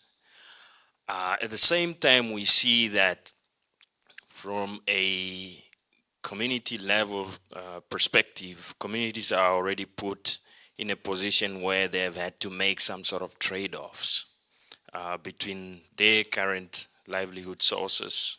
In Namibia, for instance, that would largely be tourism, and now the green hydrogen developments, where they're actually not sure whether their needs will be carried through the subsequent phases. And I'm just wondering whether some of these risks are actually made clear and clarified when there is engagement between communities and developers and communities and government. Maybe that is something that is worth thinking about. Thank you very much. No other questions? Okay, so we're going to round it off. So I don't know if you want to start that way or this way. So perhaps, Savina, you can have that final point that you wanted to make and also give us your closing statements as well. Yeah, just continuing, with the discussion around risk. There's meant to be this kind of freight, route on the N3, which is going to be transporting PMGs. It's already a route for coal as well as minerals from neighboring countries. And we're going to have hydrogen on the same freeway.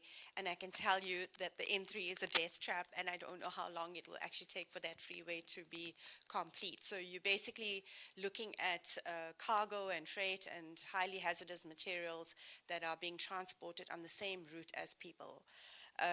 We've actually seen job creation in the coal sector just from trucking coal instead of having a proper railway system, for example, for the transport of minerals. And then, in terms of even the ports, like the port of Richards Bay, Durban, and the Cater Ridge Dry Port. Do we even understand what the health and safety standards are in terms of storage for hydrogen?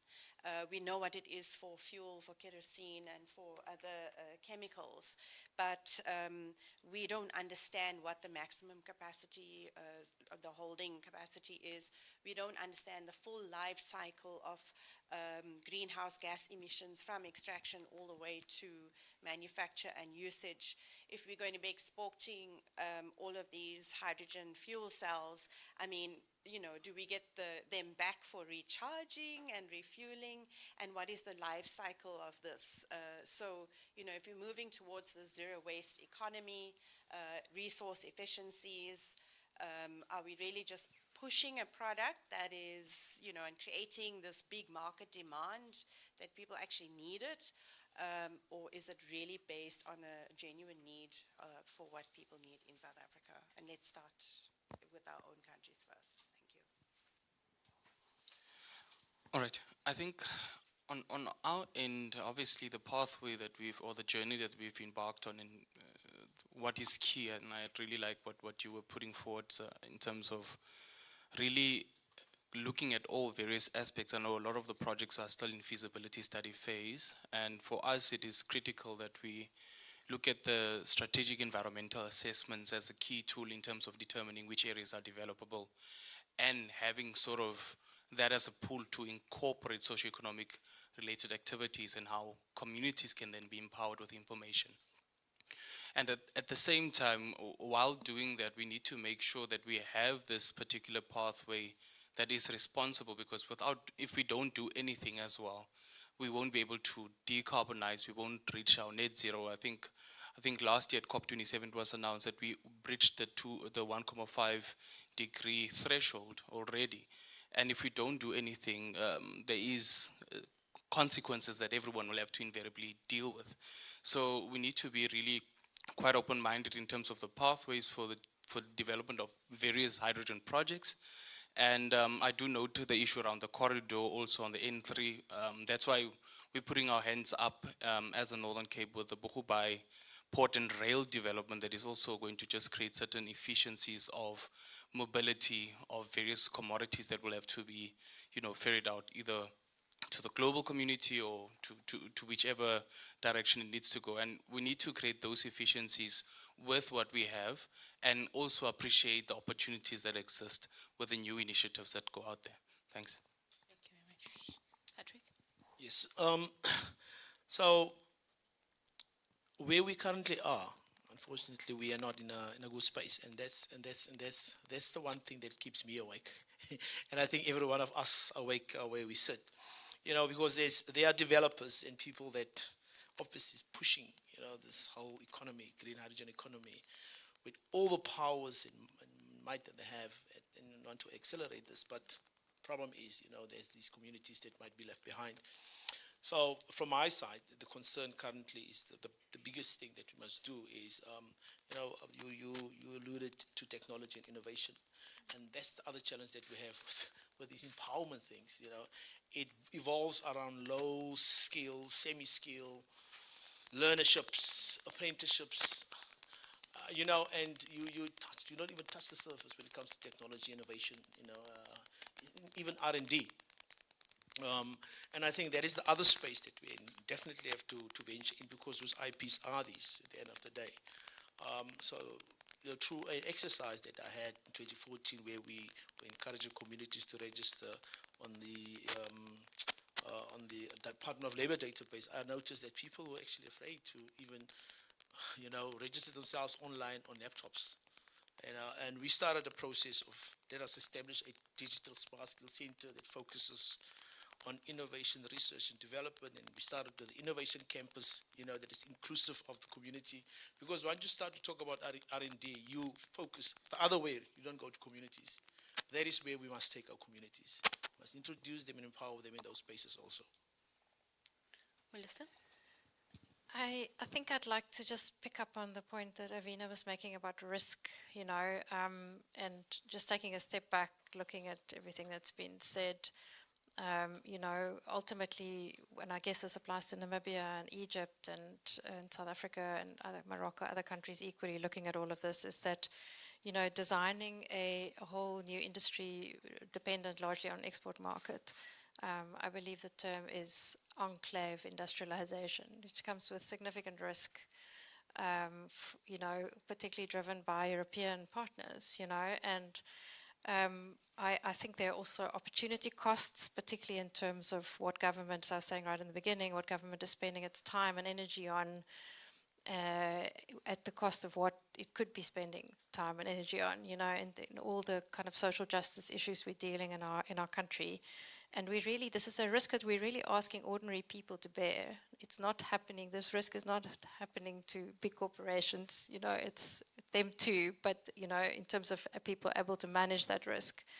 So I just want to plead for greater transparency than what we've seen so far. It's really important that we get the fresh sunlight on all of these projects, not behind closed doors.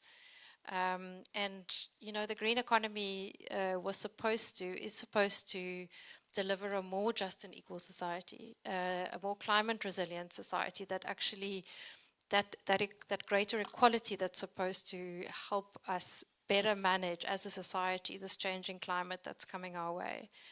And so the question just really is whether this type of development, this green hydrogen industry is able to deliver that. Is that actually what we're doing here?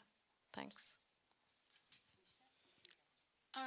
So as I'm reflecting on the conversations of today, I realize two big things. I think as South Africans, we tend to be very, very ambitious when it's new and exciting and sexy, right? The Dubai Trade Port was built 20 years before it was needed. And the Richards Bay SEZ probably 30 years before it was needed, right? And we seem to follow these same pathways. So that's a singular thought. But the second thought is that I think to bring the conversation back to particularly community participation, I think we have such a wealth of assets at the community level in this country particularly. And all that really needs to happen, and I know it's highly complex and I'm oversimplifying it, but all that really needs to happen is the accurate valuation of those assets. The land that community lives on right now is not worth 50 rands per hectare, which is what they're being offered, right? It's a travesty. The Richtersveld is highly dense from a minerals perspective, but it's also highly dense from a flora perspective, flora that has market value, that land can be valued differently. And if we make the time and, take the time and make the effort to robustly value community-based assets, our communities will have the opportunity to negotiate from a place of asset ownership, which we know changes the game fundamentally in terms of the negotiation, in terms of the power dynamic. And those assets exist. Every head of cattle is worth 25,000 rands. In a community, you have millions of rands of assets walking, the proverbial streets. We just need to do that work. Thank you very much. I think, there we go. Thank you very much. And I think just to round off, just the takeaway from all of this is that responsible environmental stewardship has at its center, if you're talking about a social compact, information, knowledge, and transparency. I think that's what our audience here said. Thank you very much to Avina Jacqueline from Groundwork, Sean Mudisa from Ngeta, Patrick Lakabani from Freeport, Saldana rather, and Melissa Furi, climate lawyer, civil society commissioner at the Presidential Climate Commission, as well as Kalnisha Singh, KD Strategies. I think they deserve a warm round of applause for being so frank and being open about it. Thank you to you as well for coming to join us. I hope that you got some of the information that you needed and the right questions were asked and you got the answers that were adequate enough for you. Thank you very much.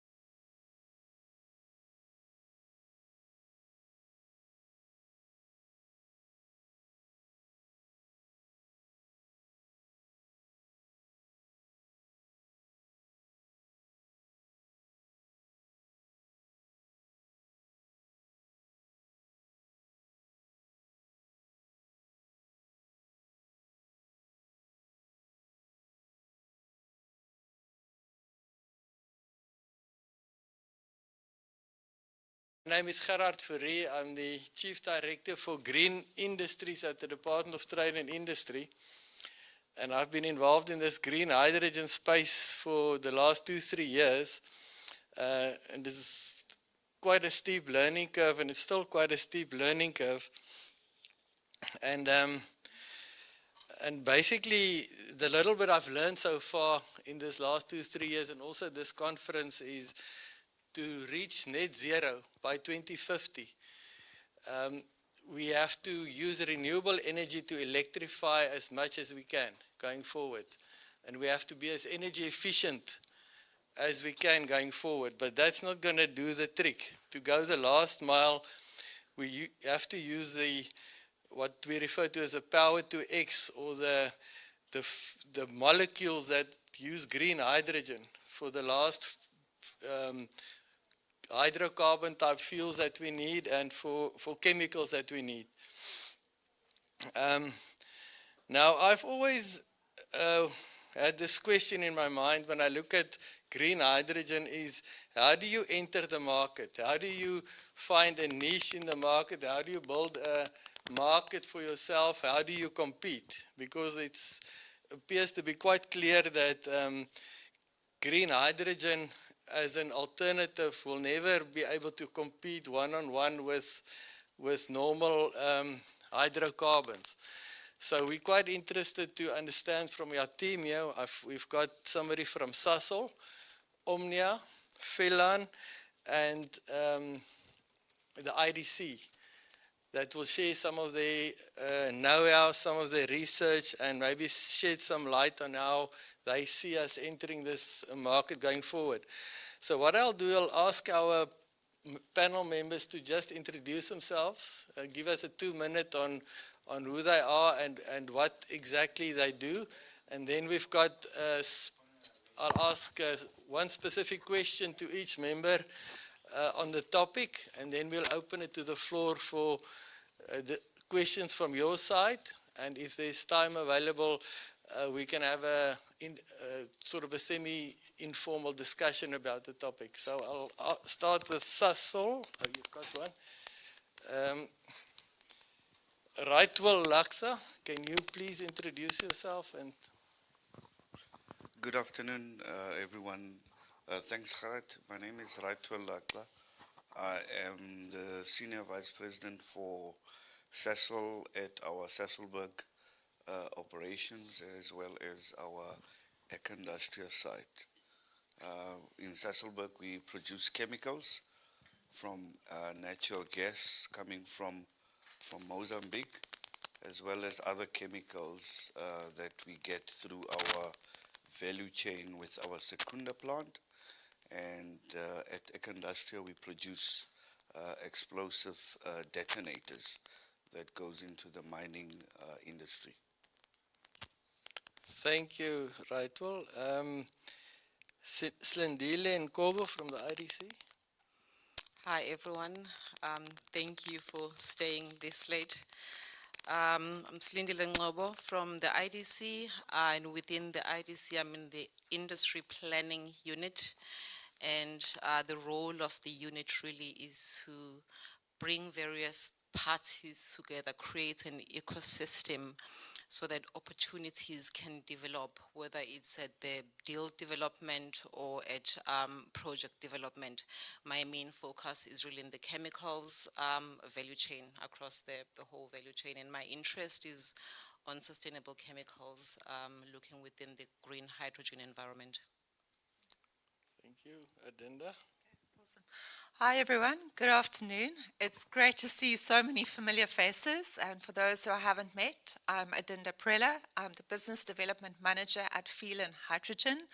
We are a hydrogen project developer, an Irish family-owned company that started back in 2005, specifically in solar development, and about 2 years ago started to pivot towards green hydrogen.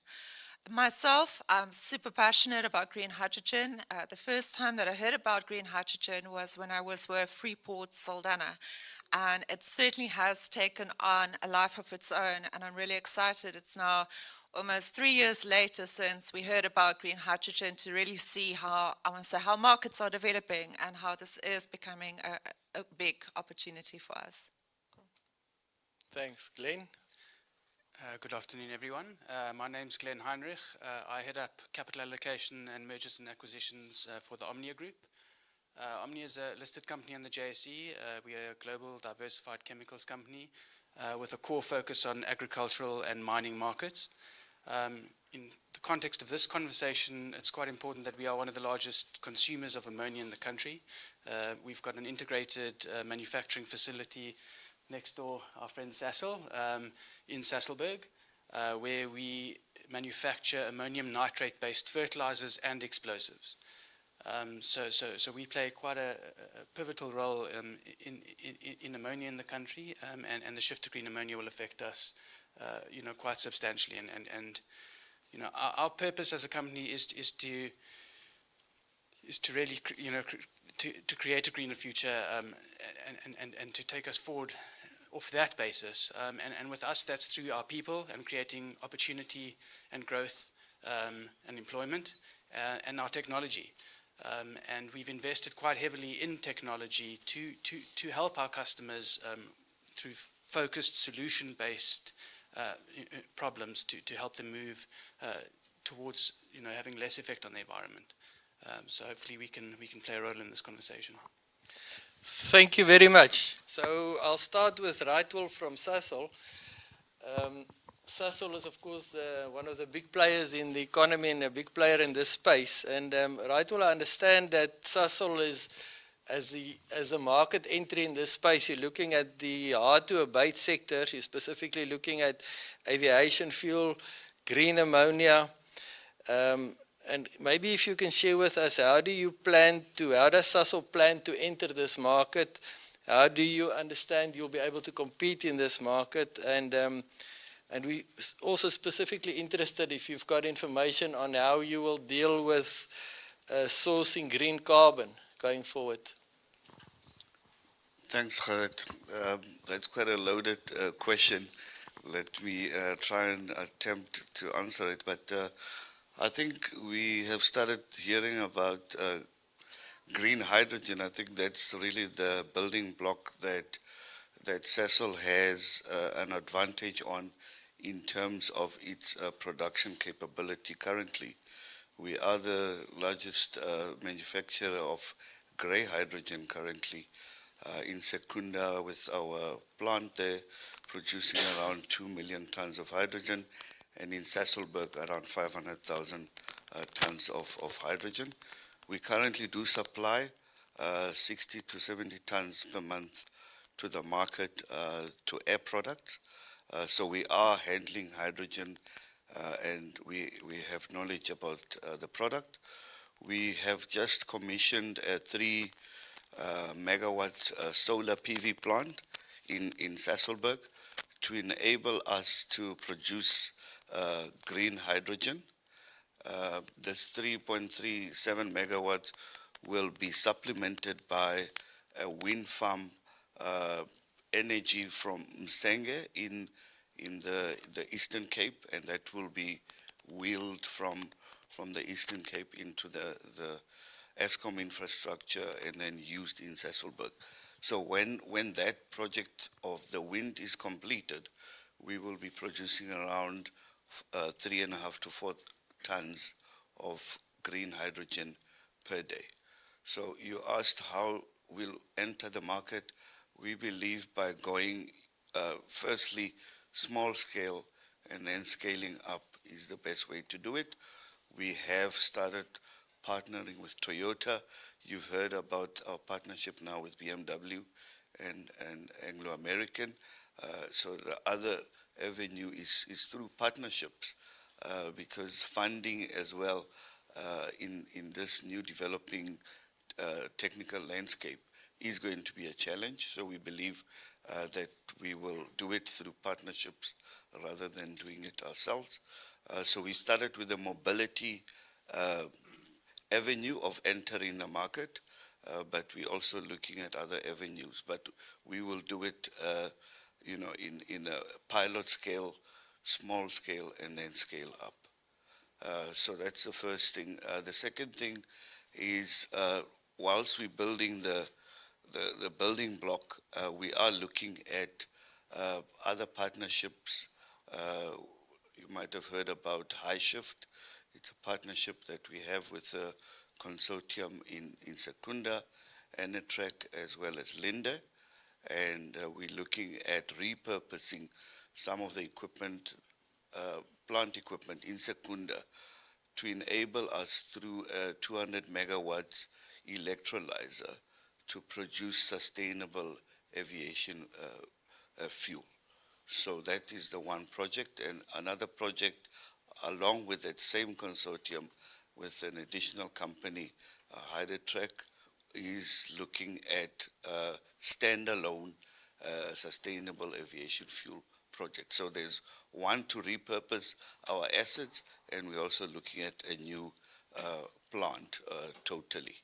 So you would have heard already from me that we are working with different partners.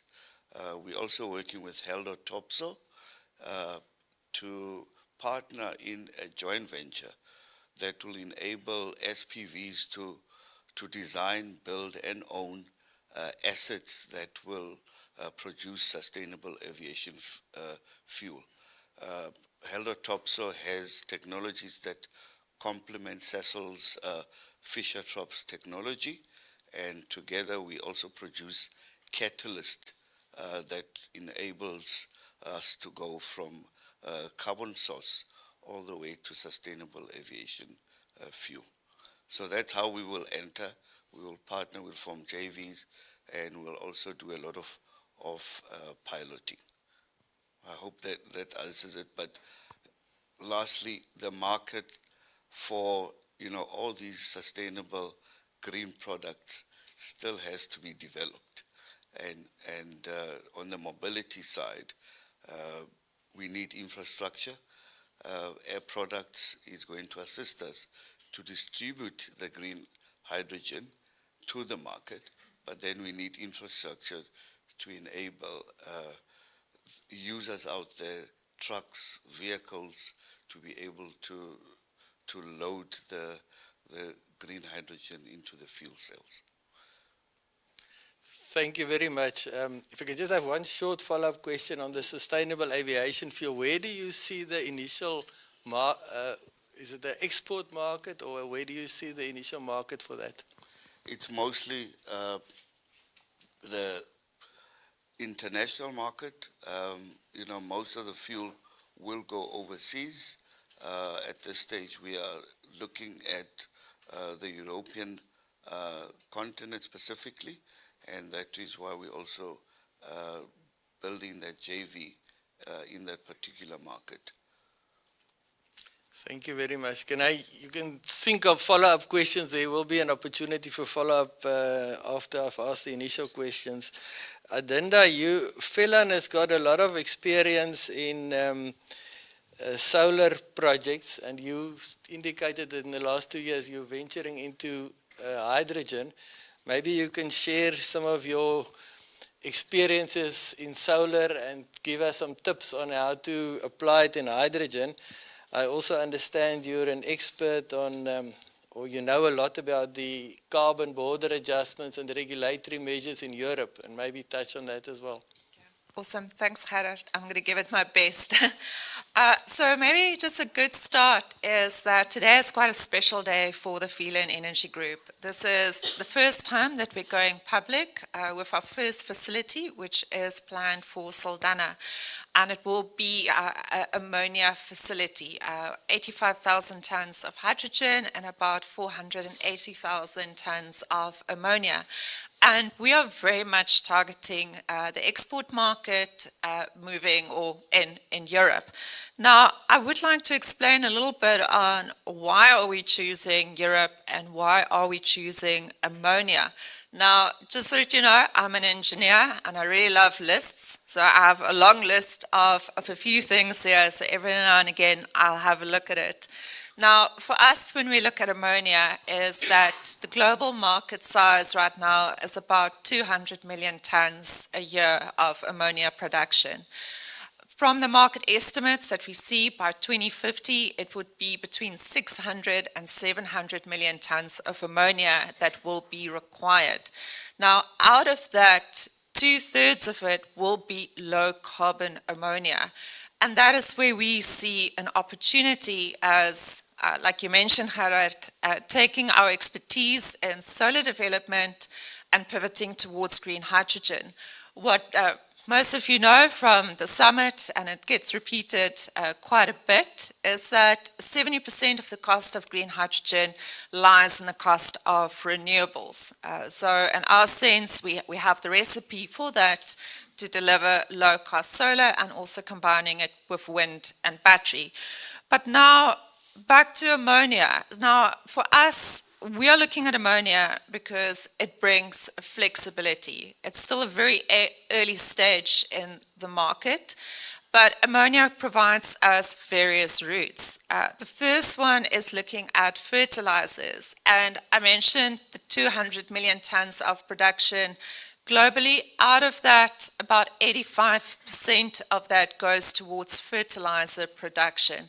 And that to us is a really established market and quite promising into the future.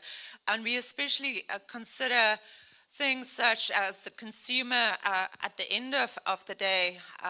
I think maybe 20 years we never imagined having organic fruit, but today it's in our supermarkets, and in the future we may have, I like to say green bananas and green citrus having a green hydrogen stamp on it. So we do see that the European market, most likely from a sustainability perspective, will demand more green products in one form or the other.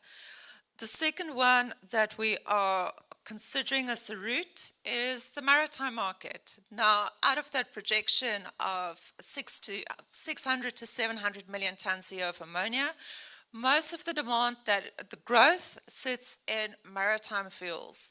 And reason for that, we do know Maersk as the first mover in terms of methanol, but they're using carbon. And one of the things that we worry about in the future is where we will find carbon, and most likely carbon will go towards aviation.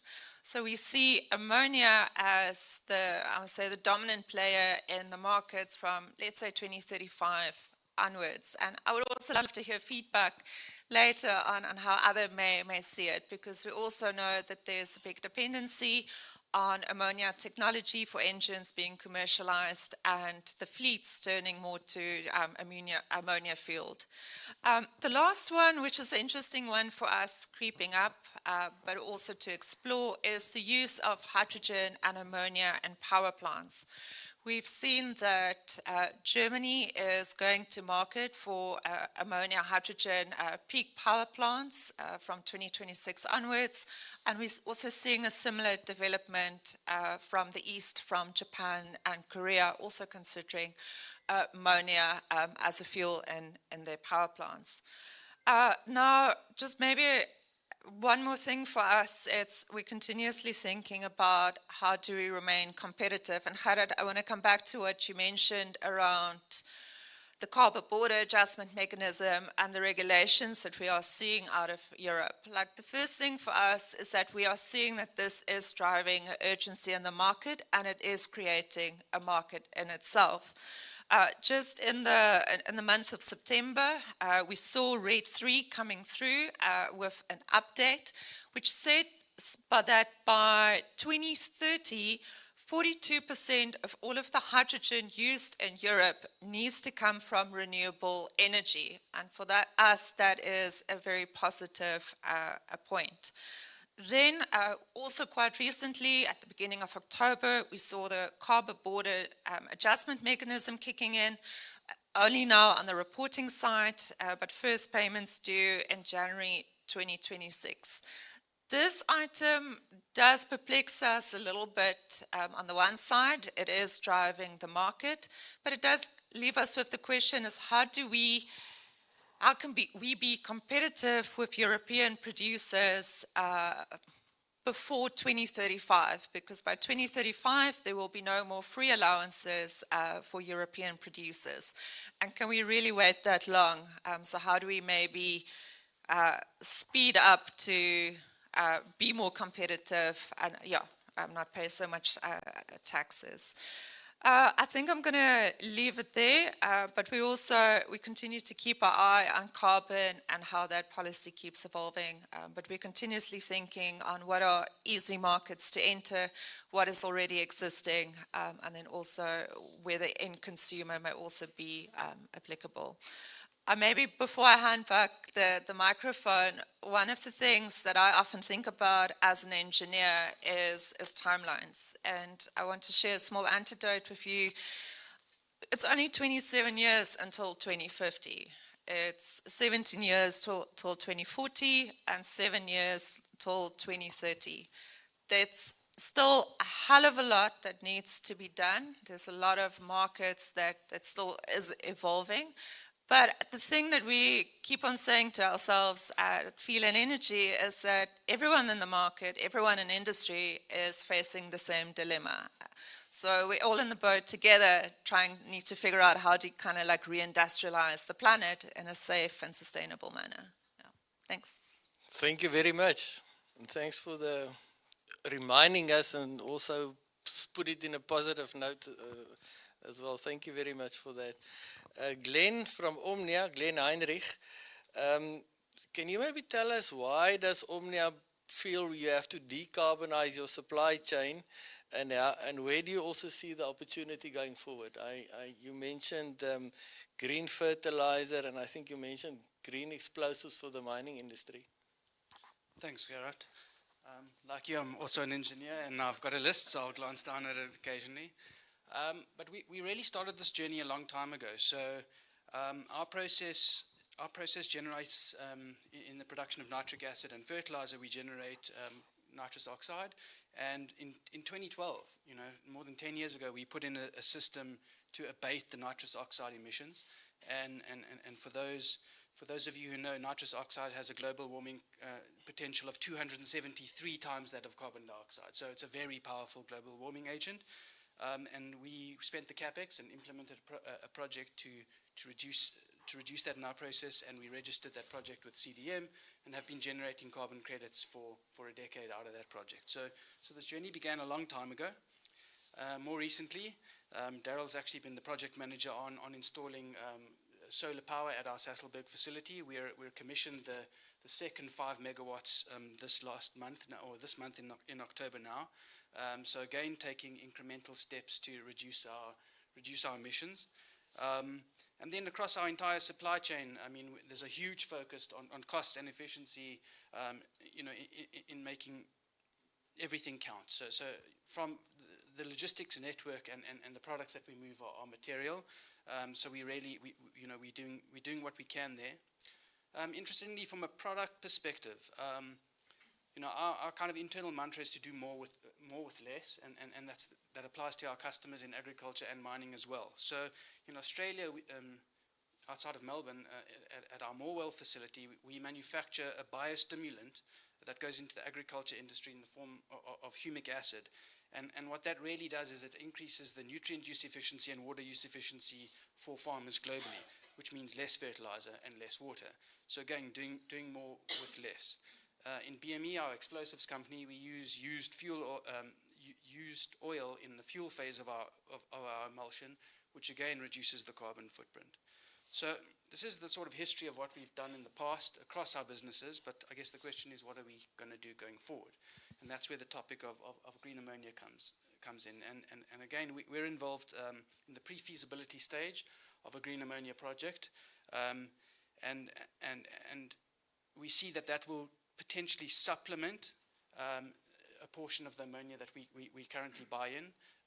We buy ammonia from Sasol, and we import a material amount of ammonia from the global markets. So we see this as an incremental step in bringing green ammonia into the supply chain, and ultimately we think that it'll be replaced. It'll replace the grey ammonia. So then we get onto the question of green fertilizer and green explosives. And the big question everyone asks, is there a premium that you can get in the market for those products? And the answer right now is not yet. So farmers are not willing to pay a premium. Maybe as regulations change into the EU and their products, the table grapes and expensive exports that we sell into those markets are blocked at the border with taxes, that then comes back to what they used to grow, then we'll achieve that. And in explosives, maybe that's a step closer. In explosives, some of the mining companies are perhaps willing to take this leap. They're perhaps willing to pay a slight premium for green product or low carbon products in explosives, and those conversations are beginning. But interestingly, in explosives, green ammonia is only one option. We actually announced to the market this morning that we've invested in a Swedish technology company called Hypex Bio, who's developed a hydrogen peroxide emulsion. So this emulsion or explosives is far less carbon intensive, and it also produces no nitrates in the mine's waste streams, in their water supply. So it's quite a game changer for the explosives industry, and again demonstrates the step towards the green products that we're witnessing. So yeah, while the market's not ready to pay for these products yet at a premium, we need to be ready for when that change comes. So we are looking at this ahead of the curve. We're investing ahead of the curve and evaluating. And yeah, hopefully you can see that as a company we committed to this change, and we need to help us and our customers, have less impact and leave the world in a slightly better place than when we found it. Thank you very much. Slindile, I know at the IDC you do a lot of research in the chemicals space. Now, what we've seen in the fuel industry is pretty well understood when you look at the green hydrogen alternative, but the chemical space is not really that well understood. And what we observe in South Africa is that the petrochemical industry is in a slow decline. And the question to you is, do you think by going green we can reinvigorate, put some vuma into the petrochemical industry? What is your view on that? Thanks, Gerard. It's quite a big question, but it touches on certain key areas. So what I'm looking at currently and what we're looking at within the industry planning unit is developing an industry plan for sustainable chemicals. So looking at opportunity on how we can create that ecosystem so that you can start to see reindustrialization in the chemicals industry. We know the role of chemicals in almost all manufactured goods and the contribution of the chemical sector to the global GDP. But in South Africa, that contribution is quite small. It's small in terms of the output GDP, and it's small in terms of jobs. And the perpetual lament when we've been looking at how to grow the chemical sector has been the fact that we lack the fossil hydrocarbon feedstock. But that changes with decarbonization, with defossilization, and as we move towards more sustainable products.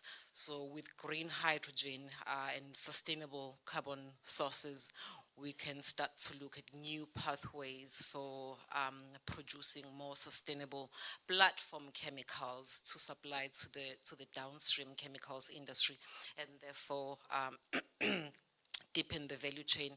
You ask about competitiveness. What's going to be interesting is to see how the structure of the value chain changes as these new players in chemicals supplying the green hydrogens, more players for supplying the likes of green ammonia. Now there are hurdles though, and I think my biggest concern is around the sustainable source of carbon. We've seen how we've struggled with regards to developing the biofuels environment, and as IDC, as we develop this industry plan, we need to be looking at the other element, the sustainable carbon. So, and of course, the level of penetration in renewable energy. So part of our role is really there to create that ecosystem, to look at the future and start creating the ecosystem now. As they say, the best way to predict the future is to create it. Thanks. Thank you very much. I've got one or two follow-up questions, but I think we should ask the audience if you've got any specific question to our team. Please go ahead. Mark from Sasol. Can you hear me? Okay. Yes, yeah. Maybe just a question to Omnia around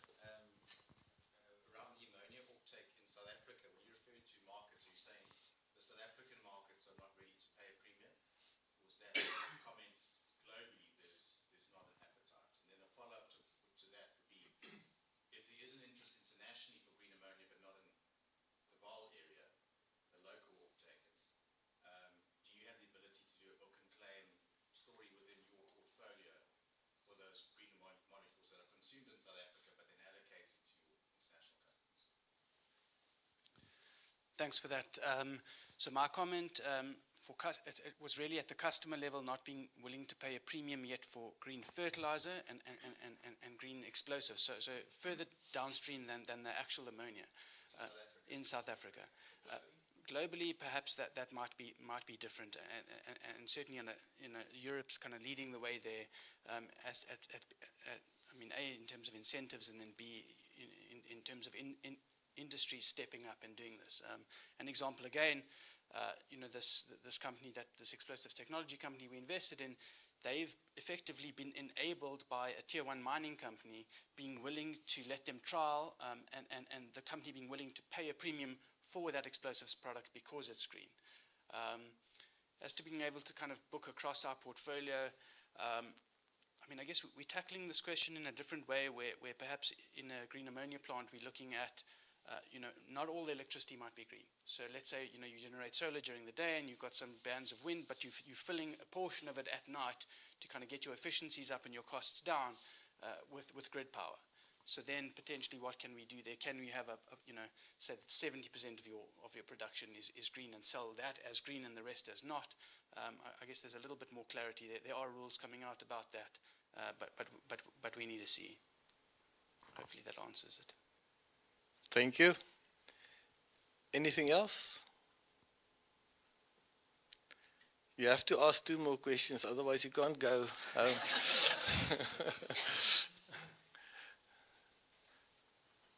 Maybe from my side,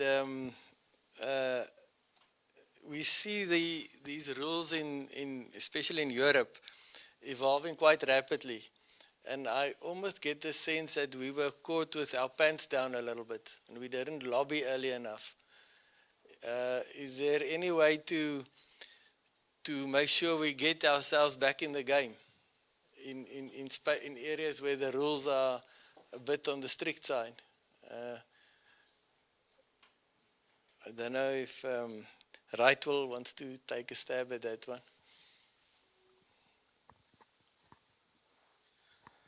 Yeah, it's a difficult one, and I would venture to say that we would need also help from our government,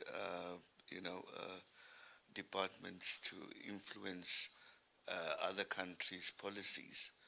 But Sasol does form part of, associations like the Hydrogen Council that influences to some extent through other role players, the progression in terms of regulation where it is possible.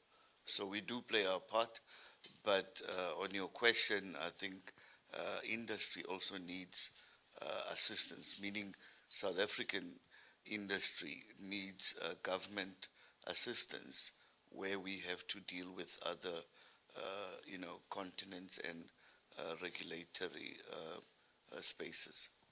So maybe we were caught off guard, but how do we influence it is really the question now, and I don't have really the solution. I think we have to work with government to see whether we can challenge what we do see. We also have to influence our own government to not just protect our landscape, but also look after the interests of the industries in South Africa. Thank you. Is there anybody in the audience that maybe?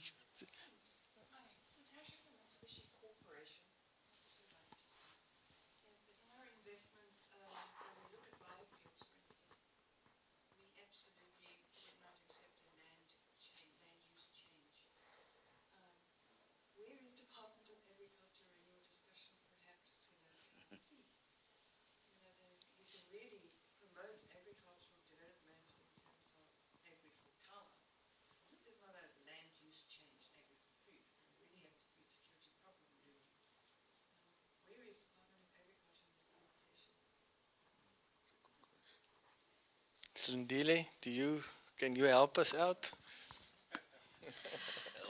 I don't think I can. I met a gentleman earlier from DFFE. I suppose it's not agriculture, but DFFE.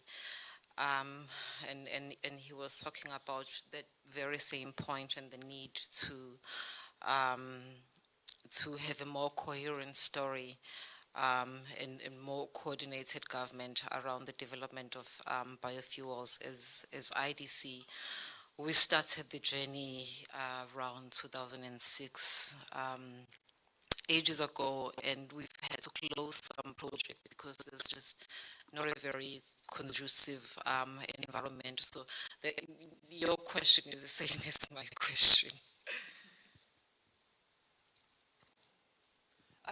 I don't have much to add. Maybe if I can just have one follow-up to you, Agenda, is carbon tax and these carbon border adjustments. Do you see it as a threat or is it an opportunity? And should we look at increasing it in South Africa? Yeah, I think I'm maybe going to answer it twofold, Gerard. So I've had the luxury over the past few months to really dive deep into CO2 emissions and really have a better understanding of the carbon border adjustment mechanism. And there is this graph that I just kind of visualized or that I came across that shows our South African exposure to CBAM, and it's specifically our iron ore and steel, followed by aluminium, and then a little bit of cement exports. And by volume, I think we are the third or the fourth biggest country that is exposed to CBAM. But when you take that graph and you change it to our CO2 intensity, then we actually have the biggest exposure as South Africa. So coming back to your earlier question, but relating to CBAM, there certainly needs a lot of, I would say, attention to our existing export markets for steel and aluminium that needs to be decarbonized so that we keep those exports and not lose them to other markets. But now for us, where we see the opportunity in CBAM is that we're actually currently not exporting ammonia or fertilizers. And that's where we see, okay, we can actually grow new markets in this green hydrogen sector to Europe. And yeah, at this point, cost competitiveness is really sitting in our renewable resources, our land availability. But I think also as South Africans, we have some phenomenal industries. We've been leading in the financial sector and the mobile sector, and take like telecom. Sorry. And if we take a little bit of that innovation and maybe start thinking a little bit differently on how we can bring down the cost curve, I think there might be some interesting things that can come about. But yeah, so that's maybe just in short how we see an opportunity without diving into the details. Yeah. Thank you. Any comments from the members here? Is-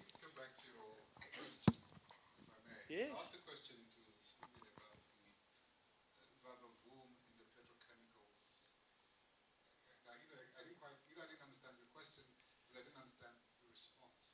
So really was a question around how do you incentivize the petrochemicals industry to step up or to move forward with their ambitions around hydrogen development? What did you... Basically, the question I asked is, we observe that this petrochemical industry is in a slow decline in South Africa. And this green economy, renewable energy, green hydrogen market, can it be a driver to reinvigorate the industry locally? So I think she did try to answer the question. It's a difficult question. I mean, the space that we're moving in, this whole green hydrogen space is, I get the sense we're trying to invent things as we go along. So, and the rules are made also as we go along. So it's a very difficult, it's exciting, but it's very difficult. And the fact that green hydrogen is not really, it will never really be cost competitive. Makes it, I suppose, quite a challenge to understand when and how to enter the markets, when the regulations kick in, what subsidies are available, and so on. Is there anybody from the steel industry in the... Are you from the steel? What is your view of green steel? If I might put you on the spot. Sorry, I'm doing this. I'm not the expert on the topic. I can refer you to one of my colleagues. But at this stage, the plan that we have, the asset that we have, we are quite confident that the hydrogen option is the only way to get that plant running. Looking at the bigger picture to get our carbon footprint down.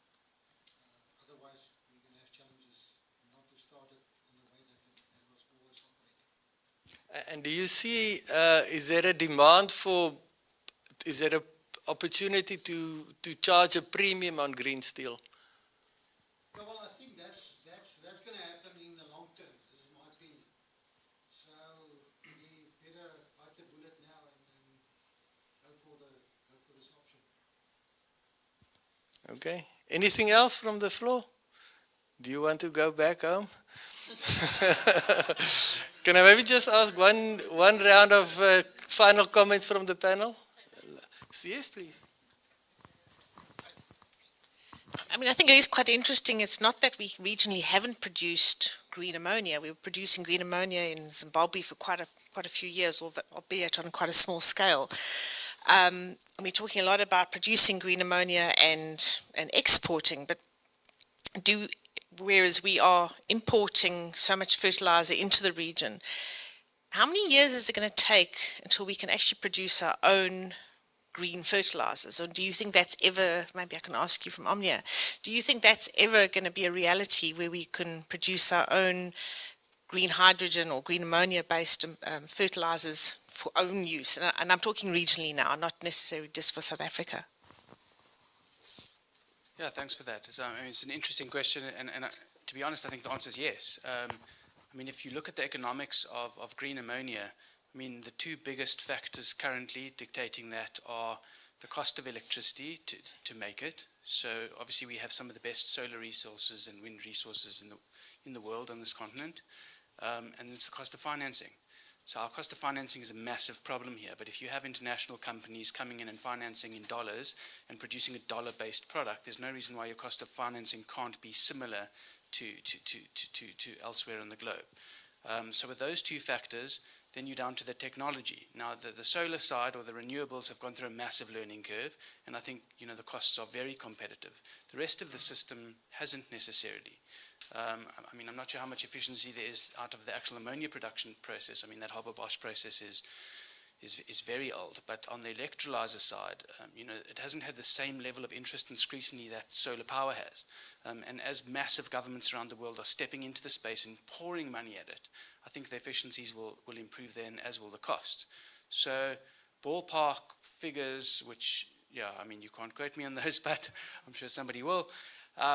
You know, if you're producing ammonia between $600 and $700 a ton, you know, currently that's probably $200 away from where the market price of ammonia is as we speak today. The benefit about green ammonia is that you produce it on site, so the logistics disappears. The logistics of moving ammonia from the Middle East to South Africa is quite a lot. I mean, it's north of $100 a ton. So it doesn't have to reach parity to make sense. It's got to get close. And I think we'll get there quite soon. And then once you know, we import ammonia and we buy ammonia from Sasol and we produce a material amount of the fertilizer that is sold and used locally. The rest is imported.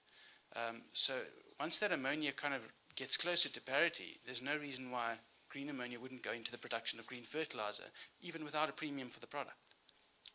So I think we're going there. I don't think it'll take that long, but we are probably 5 years away from that, you know, sort of cost parity once you take the logistics premium out of it.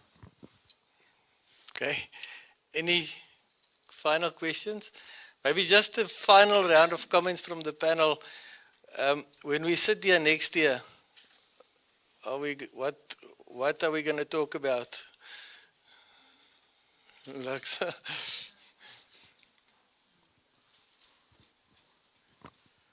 Yeah, I think from the Sasol side, we would have finished with our wind energy in the Eastern Cape and producing the 4 tons per day.